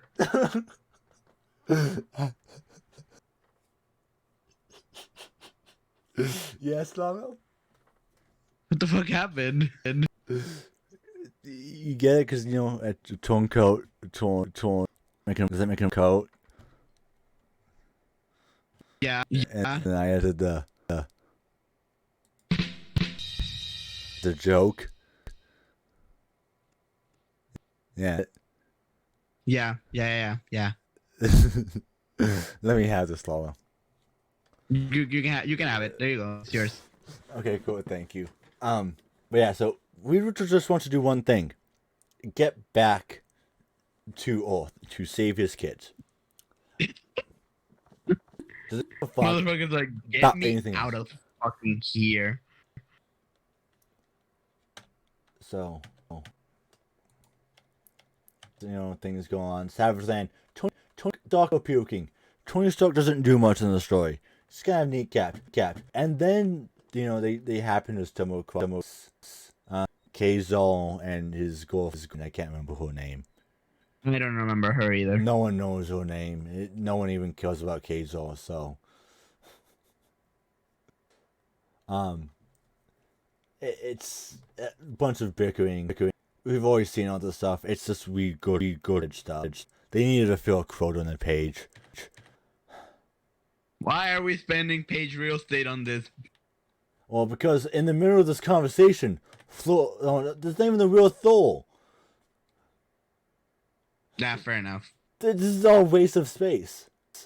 Another fight ensues, and then, boom, Mr. Fantastic pulls up and zaps something. They don't really ever explain what this is and what he does or how they will undertake.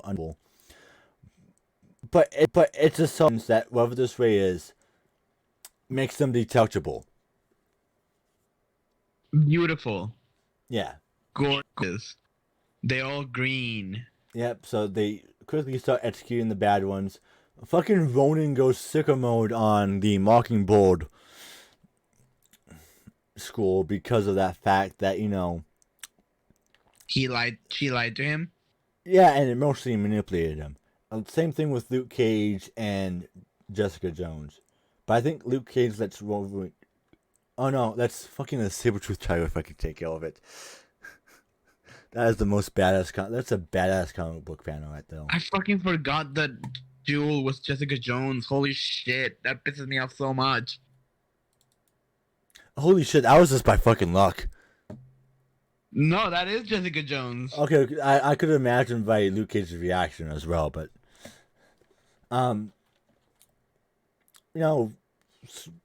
Sue Storm's school gets upset that, the fucking plot twist, Reed was able to receive this disguise. How? Because, these two are these two races are pretty much spiritual rivals. Reed Richards and the schools. How did they not realize that none of this manipulative tactics would have worked on them? Because they stupid.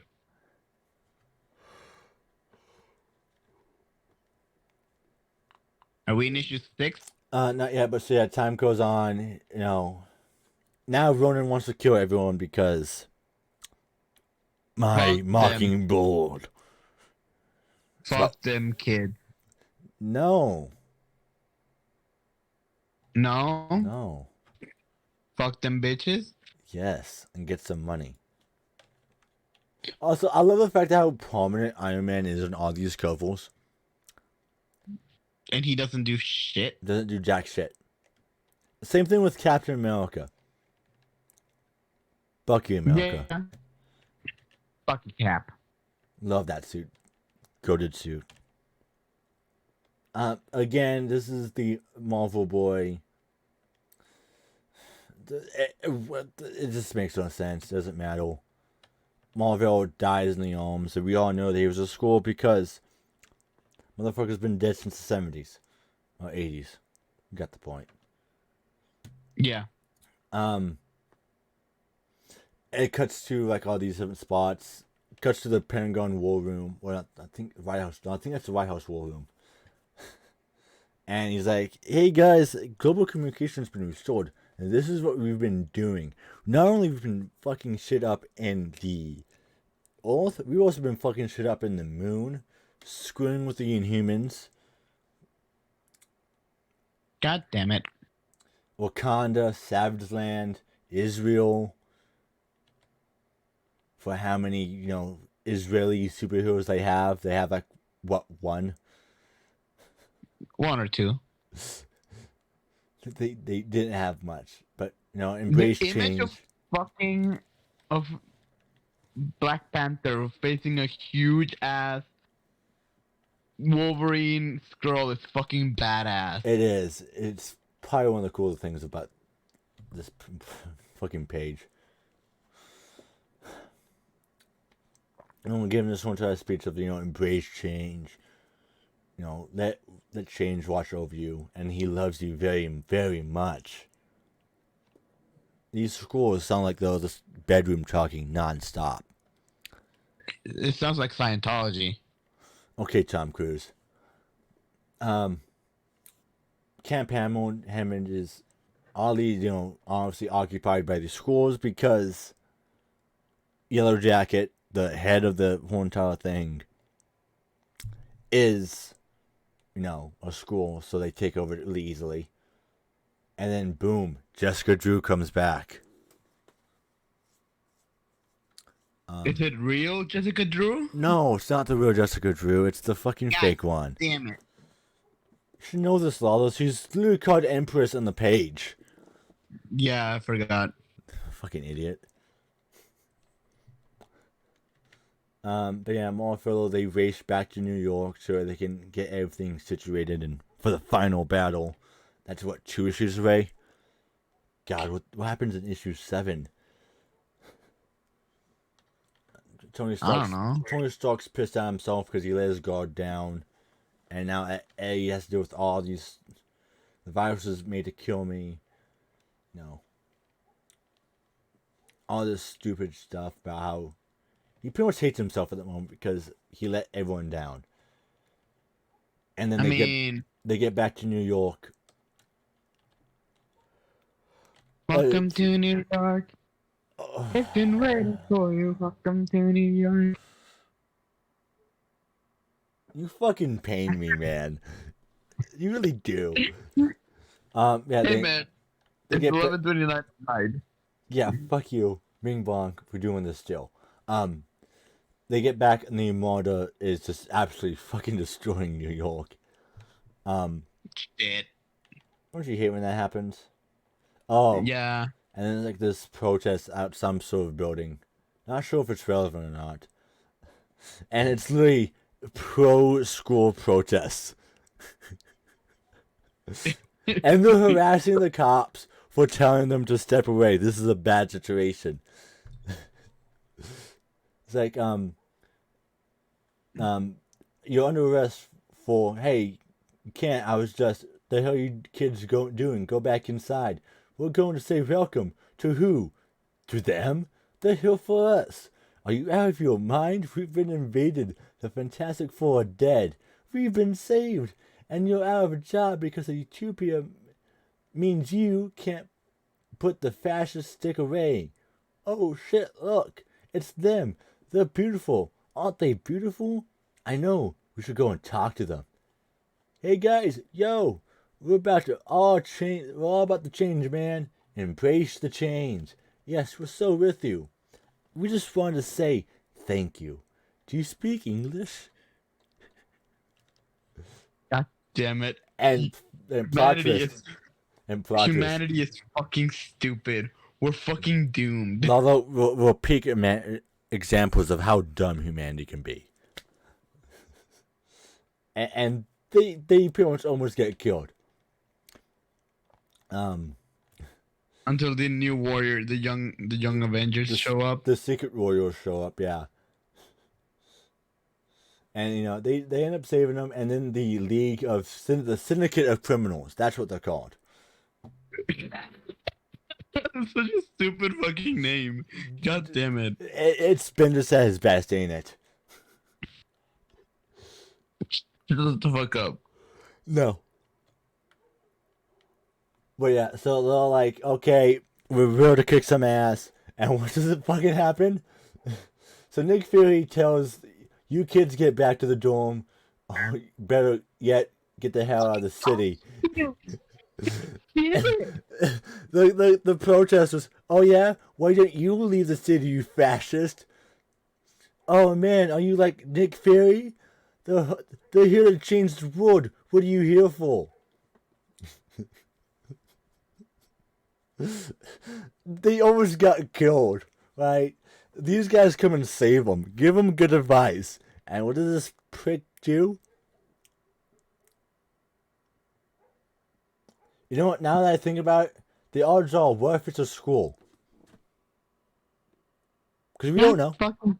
Damn it. This could also be explained. I know they also did that Web book, the Web comic, Home Invasion. I know they covered that. I know it's not really tied to that, but they could tie it in, kind of, to explain this a little bit more. I also do have Home Invasion. It's actually a really good book. I like that one. It's not by Bendis, so it's actually coherent. Shut up. So Nick Fury moves in. Let's just do this. Thor shows up, and it's like Jessica Cruz is like, "Oh shit! Gather the troops. This is final fight down." Captain America. I don't think Thor's seen this Captain America, so he's confused about that. Yeah, I think they got the message that Thor's back, and then they show up, and it's one giant confrontation in Central Park. The Thunderbolts are on point. Norman Osborn has an M16, which is fucking goated. God fucking damn it.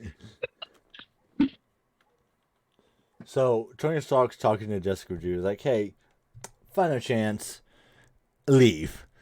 I'm not asking nicely." Guess what, bitch? Neither am I.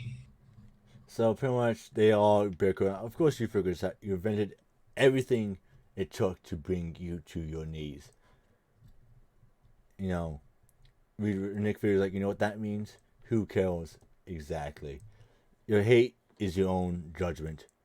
Your hate is your own. Your judgment is your own. We're here to save you. We are here to change you, and we're here because, in spite of all that you've done to our empire, He loves you." Who? Who? God. Nick Fury chimes in, "Yeah, well, my God has a hammer." And then Tony Stark replies with, "Avengers, assemble." And then it's a one giant spread of the two fighting. Is that a fucking Galactus school?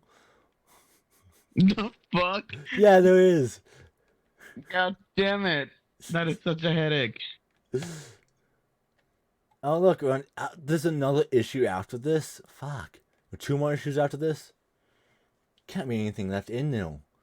I've covered all the main story beats. Fights continue to happen. Nothing's different, really. Actually, I guess this is a good point. So this one kind of focused on the Wasp because I guess she's the key and she has like this special pin particle that when she goes super giant, it makes her to a giant fucking ticking time bomb. And they were kind of betting on this stuff to happen. So this fight goes south. Giant Man goes giant. Everything goes on. Things, people separate. Crypts are thrown. Oh, look, there's Howard the Duck. I was wondering when I was going to use this one, but, since I can. Where the fuck is Howard the Duck? Howard the Duck, bottom right, bottom left of the bottom left of the page. What page? That's a good point. I don't have page. I don't have I would love to give you that information, but I don't have that information. I do. I lied. And 10. Oh shit! I'm on page 7. Oh yeah, no, I've been scrolling through this thing because it's such a filler book. What the fuck is right there? Yep. How the Duck. I have completed my Stories with Issues soundboard bingo card. Congratulations, you get a cookie. Oh, do I? Does it go along with the other 1,500 stars that you owe me? You have been real silent now, haven't you? Wolverine gets a few good shots on Jessica Drew, but stings Wolverine. I don't know anything about Jessica Drew. She has a neuro, like it's kind of like a venom blast. Okay, but it's like a psychedelic drug. So how the fuck do they manage to fucking burn Wolverine's face? Oh, it doesn't matter. Oh, yeah, and then Peter's like talking about, "Oh, we've been in big fights, but as long as this B-man named Uatu doesn't pull up, we'll be fine." Uatu pulls up. This is another cool spread. Just, things going south. The big bald man of the 616 universe. He's fucking crying. My man's fucking crying. He always looks like that. He's concerned for for his favorite heroes, Yep. his favorite action figures. Yep. His action figures still all getting broken. Is that fucking Bullseye? Yes, that is Bullseye. Remember, Thunderbolts are here. Remember? Right. Bullseye member of that shit. Yeah, you hate the Thunderbolts, don't you? I really do. Oh, you love Civil War then as well, don't you? Yeah. That's why I hate Civil War. It's just because they beat your boy into the inch of No, his it's life. actually so many. It's a mixture of so many things. So Jessica Jones was watching the fight on in the Adventures Channel. She's watching CNN. I do not miss this era of Marvel with the real life branding.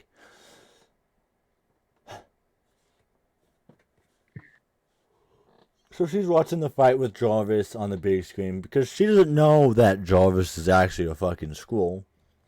So she leaves. She leaves because she has to start in this fight because things are going south. Heroes need some help. What's wrong with another hero? So she leaves fucking the baby with Jarvis, and then hops out the fucking window. Just can she fly? Can she fly? Yes, you can fly. Okay, so her hopping in the window isn't just her committing suicide. No, she can fly. That's good.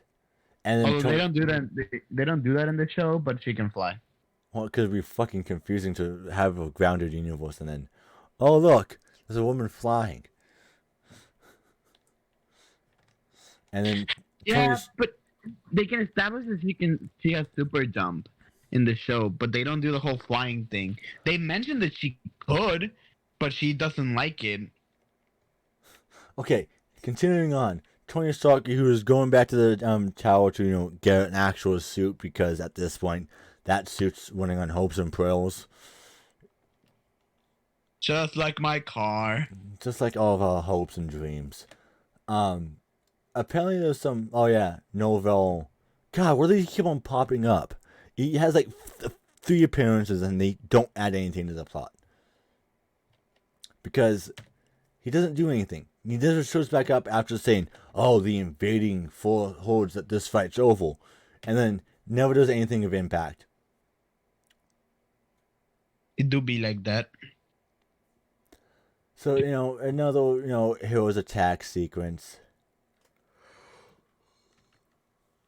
Hawkeye takes up the bow and arrow again after the other Hawkeye gets burnt. Yeah, burnt.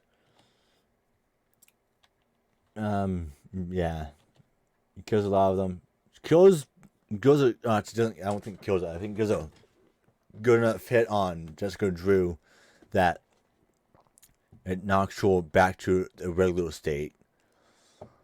And then Giant Man gets upsetty spaghetti. So does the Wasp, and then she turns into a giant ticking time bomb.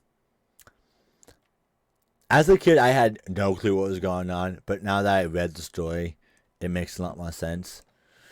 Oh yeah, it is Man-Bat, Lalo. But Man-Bat is DC. Shut up. Doesn't matter. But yeah, so then, Jarvis turns into a Skrull. And then the baby's pointing at him. The baby's fucking pointing at him. That's fucking ridiculous. Yeah, this book has no chill, does it? Now, there's only one way this ends. They die. It doesn't.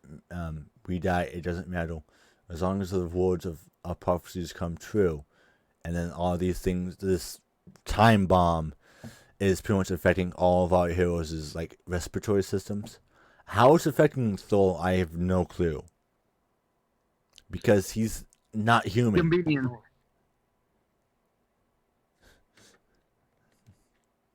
And then we're almost done. We're so close. We gotta push through this. We can do this. Jesus Christ, it's almost 2 hours long already. I would love these like little like the character panels, and like if they were highlighted green, it was like things. If they were actually fucking relevant. Like right now, I'm looking at one that has a Mockingbird. This one has a Mockingbird on it. I'm like, cool, but Mockingbird wasn't really relevant. She was relevant like 3 issues ago. Dum Dum Doggin, he has been relevant in how long? 4 issues, 3 issues. 7 issues. Dum Dum Doggin, Yeah. like, these things are cool, but they're not really relevant cool. Marvel Boy isn't relevant at all. He never will be. Man, I'm really just putting down the Cree Boys today, aren't I? So it opens up with pretty much this whole entire thing. The battle was fierce. Can't even imagine. The Skrull Empire had so many tricks up their sleeve, so many plans and contingency plans. They're more than halfway won before it even started. Can't help but admire though. Admire? The plans, the execution, I understand. What exactly happened with Van Dyne? Yes, the Wasp. That is what I mean. It would seem like they had set her up as a last resort biological weapon. They infected her with a growth formula she uses to turn herself into the Wasp. They've done this many months before. It seems to had to get her ready to go in case things got desperate, and they did. They in fact did. But what happened? Thor happened. Pretty much, you probably saw the footage. He wasn't the only one. Everyone who wasn't picking up the lungs tried their best to help her. It seemed like the Wasp herself was trying to get away. In her dying breath, she was trying to save lives and take out enemies. But she was killing us, the human and Skrull alike. There was only one way to stop it. I will avenge thee, Vel Thanet. And boom. Fucking kills the Wasp. Doesn't make her death any less tragic. Damn. An Avenger, a founding member, and they got her. Thing is, I don't know if the Skrulls, for all the planning, truly understand us as humans. Because if they did, they'd known whether or not a stunt like this would have worked. Whoever survived, whoever was left, would instantly be ticked off. And fucking Norman's pissed. Which is odd, because Norman doesn't even know the Wasp. Right? Because he's a Spider-Man rogue. Bullseye. Yep. Daredevil rogue. Like, I don't understand the heroes. The heroes would be rightfully pissed. Hood, I would understand. Daredevil, I would understand. Nick Fury doesn't look angry. He looks straight-faced. But also that's because he's out of focus. And then a huge ass battle ensues. Yep, I know. Absolutely just them taking into each other. the all going in on it. But only one person got the kill shot. Norman Osborn. All the networks were covering live. Everyone on the planet saw it. It was quite literally the shot heard around the world. So Norman Osborn is rallying the troops here, saying, "No, let them all die." No one lives out of this, pretty much. Tony Stark. What a fucking hero. Tony Stark pulls up afterwards in a suit from the 80s, which I love. Because you know how much I love retro shit. How did Tony Stark find himself back in the game? He had another suit of armor. And those who could fly took the sky. Ares took the warship that was hovering over the city. Proper all by himself. He dropped it into the middle of Atlantis. All by himself? They say he is the god of war after all. And the others? According to the Stark's internal testimony and reports, what was left of the Armada was attempting to retreat, but without proper leadership chain, they were caught spinning the wheels when Thor ripped out the ammo. Whatever Stark had left, it was enough for them to scan the Skrull warships for the other Doomsday devices. But what he found, it says that here that Stark was able to override the check with this tech, and at least enough to get into the one ship and take control of it. So you're seeing that, the Skrulls, an ancient alien, well, not ancient, but alien universe, was able to get hacked by the man who they just hacked. Yeah. God damn it. This is, I need to stop looking at this. Well, I guess this is what the purpose of storage issues is, isn't it? Yeah. is pretty much just tearing the story a new one. This story is, as much as I love its premise and love the whole entire, multiverse thing, not multiverse, but crossover, good and bad, and all in between, all coming in together. They could have gotten a better writer at the time to do this. Don't you agree? And sorry, I'm looking at the book. So they open a ship. Wait, are these? These are the actual copies. Because this is what I was talking about. God damn it! There were sightings of dozens of known criminals. What happened to them? Let me see if I can find the actual. Fuck.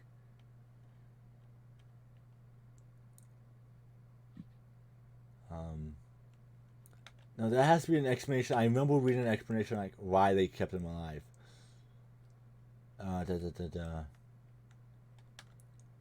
Here's just them, Jessica realizing that, oh shit, the man I left my baby with, he's at fucking school. Oopsie.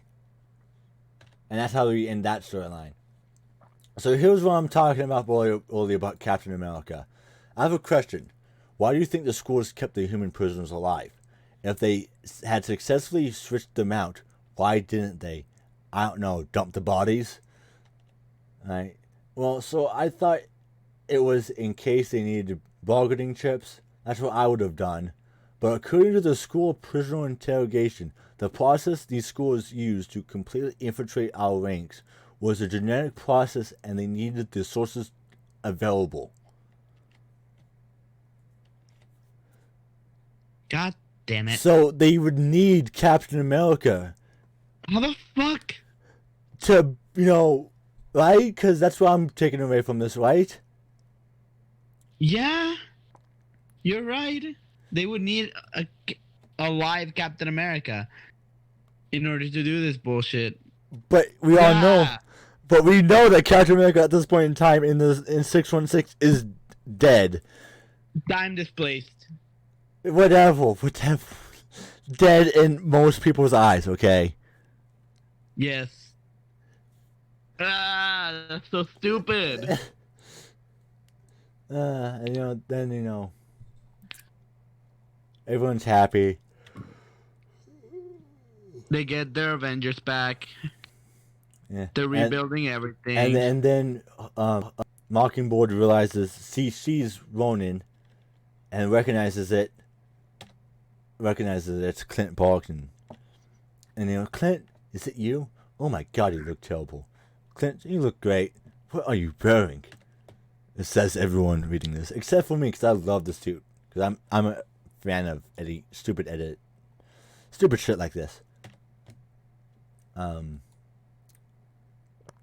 As in the middle of breaking out, Sue's freaking out because she's seeing the Baxter building. Because they kind of forgot about the building that's getting eaten alive. So they pretty much rushed down. Everyone forgot about it. Even the fucking riddle.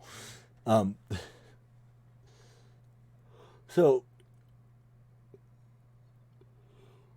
Reed rushes down to the Baxter building. He's talking about how there's like this fail-safe. That, even if the main controls are shut down, we have something down in the safe that negates that. And then just Johnny Storm being a fucking dipshit with the thing. And it's like, the blue one. I don't know. You hit the blue button first. Why don't Reed leave a manual? I'm telling you, remember. Hi, Mommy. Don't dare you all. The kids know that it wasn't Sue Storm, so they're not traumatized. Well, they'll be traumatized for other reasons, other than the fact... I would be fucking traumatized. Well, you're also not Franklin Richards, who's rewrit the whole entire universe at least once in his lifetime. Fair enough. I know that one little small tidbit about Secret Wars 2015. And then the negative zone shuts off. Because, fail-safes. And then everyone applauds the Fantastic Four again. Okay, wait a minute. Okay, I know this isn't, I'm kind of two dude, decade difference. Over a decade, holy shit. But you know, they're happy that they're no longer almost destroyed by the negative zone. But you know, the Reed Richards teleports his own building from the New York skyline. Everyone gets upset at them. Don't worry about it. Don't worry about it. Okay. You know, Thor. He's like, Tony tries to talk to Thor. Thor, we have so much to do here. There's so much. I'm glad you're back with us. I'm glad we can finally. Don't misunderstand my intentions, Stark. I came here because I was needed. I told you I would never fight alongside you again. I told you I would never join thy ranks again. I abhor what thou hast become, and I'm sure I would not be the only one who finds the blame and all of this to fall square on thy shoulders. And he disappears again. Damn, he just fucks off and it's just says fuck you. And then Tony turns to Bucky, and Bucky turns his back on him. Because this is still a Skrill. Well, this is, I guess, kind of still a Skrill into the whole Death of Captain America thing. Don't you? All pretty fresh. So Bucky still sees this as the reason why the friend he just got back. Because pretty much what happened was pretty much the Winter Soldier went straight into Civil War, and then Civil War went straight to the Death of Captain America. So Bucky was only really able to have Captain America for a good, 3 weeks in the 616 Uniforce. Yeah. And most of that was them fighting this war of tomfoolery. So Bucky turns his back and walks away. Basically, he just fucked off. He just blew ass and walked away. Is that fucking Hulkling? Yeah, this Hulkling. God damn it. Well, it makes sense for him to be here. A, he's a young Avenger, and B, he's half Skrull. Half Skrull, half Kree, I know. Damn, must be one loved child. Very illegal. So pretty much, aftermath shots. So let's talk about important now. Stark is the one who stood on the mountaintop and decided that he was in charge of the world. He's the one who said he could protect us all, but he couldn't. I agree, Mr. President. There's a school of thought that says a little less time fighting themselves and a little more with an eye on the sky. None of this had to happen. I agree. So I'm saying right now, Tony Stark is out, and you, sir, are in. Thanks, Mr. President. Are you asking me, sir, to be the director of S.H.I.E.L.D.? No. S.H.I.E.L.D. is no longer viable. It's been compromised and being shut down. It would be replaced with something more superior and modern, and its goals would be to keep the planet safe from those who would attack it inside and out. If this invasion has proved anything at all, it's that we need a certain type of man at the head of the table. We've all seen the footage. We've all seen a true hero at work. We know what type of hero we need to be watching the skies. And that man is... Norman fucking Osborn. Norman Osborn. Damn it. And, all this stuff goes down. Tony Stark looks like he's in some sort of drunken stupor, watching this all go down.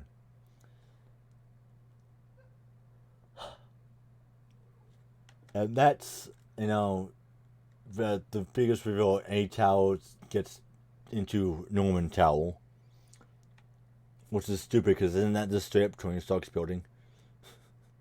Yeah. Again, we're not going to worry about it in 616, huh? Exactly. And now there's a meeting of more different syndicate villains. Thank you for following me today. It's a new day, so listen carefully. This is how it's going to be. And that's the end. Okay, who's in here? That's Doctor Doom, Emma Frost, that's Loki, female. Well, that's Loki, yes. That's Mephisto? No, that's the Hood. That's the Hood, and is that normal at the opposite end of Loki? That looks like Namor. Why the fuck is he here? Is he a good guy at this point? He's a villain. He is? He's going through his villain arc? Yeah. That man just goes on and off in villain. He's like, Mostly you because love he him. wants to. You know what? This is fucky. Okay. This is a long ass recording. I'm sorry if that just, started off late. No, you're good. You're good.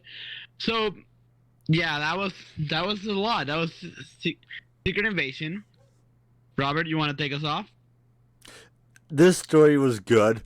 It has a cool premise, a lot of fucking plot holes and just inconsistencies with other 616, established characteristics. Nostalgic for this book, yes. Am I glad that this book exists? Yes. Did I regret doing this book? No. Am I upset that Secret Invasion, the show, isn't doing this type of... I'm not saying follow this beat for beat. You just can't with the MCU, right? But have this premise.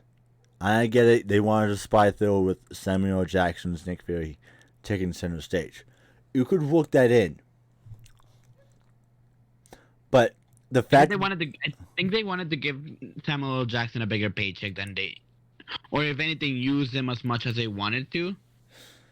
But the fact is, they told the director not to read this storyline. So doing that is I don't get why. Considering the fact this is the biggest storyline with that name, so what people are going to do, people get done watching the show if they like it, and they're going to pick up the book, and it's nothing like the book, so they're just not going to read it. And that seems to be like some of the case with some of the Marvel projects lately. Some of them are all of them are like that. I mean, lately it's more prominent. It's more prominent like now. Well, yeah, because the whole entire Phase 4 was a fucking abortion of a fucking ideal. Alright, so this is Comic Book Chatter, and this is Stories with Issues. Robert, do you want to explain us? Do you mind explaining what the Flashpoint is gonna mean now for Stories with Issues? The Flashpoint is pretty much we're trying to rebrand. Well, not rebrand, not rebranding. We're just trying to revamp our content. So pretty much we're still doing some logistical issues with the in portion with Stories with Issues. And, we want to get content out, so we decided to, say screw it. Get in a Discord call. We both have unlimited. We both have infinite. So any story we want to do, we can do over a Discord call. And us either screen recording it and uploading it, or streaming it. We also do... I'm planning on doing gameplay. We're planning on bringing back gameplay to this channel. Starting off with the same game, ironically. This time finishing the playthrough. So that's gonna be aiming for Mondays for that series to be uploaded. Stories with Issues are going to go up Wednesdays, and we have this new thing. It's a little bit more of an open form, long form podcast where we just kind of talk about the pop culture of the week, or whatever we want. We have a few stories we want to talk about, but we just can't do stories with issues about them because they're short. So that's a perfect opportunity to do something like that where we can kind of just jive and just kind of goof around for a bit. Those we plan on doing every Friday. Yeah, so pretty much our Flashpoint was us trying to just bring back the channel. And Comic Book Chatter will Stories with Issues will return someday. Hopefully, we're just trying to get our footing right now with this new system, but we promise to get back on doing our regular scheduled show like we used to. We're trying to get our footing back into basically jumping back into doing it. So this is gonna be like what we're gonna have to do for now, and hope you guys enjoyed it. And we're happy to be back. This is Absolutely. amazing. I had so much fun recording the Flashpoint episode. That was fucking amazing, dude. And glad you guys enjoyed it. We saw like the amount of like just acceptance that there was in it, and we're really thankful for it. It's almost like it's a spectacular thing that we uploaded. Yeah. So thank you for watching. This is Stories with Issues. Robert, sign us off. Yeah, wait, you just fucking signed us off though. This has been Secret Invasion. I am You just say Robert. bye, man. Um, I am. This I'm is. Lalo.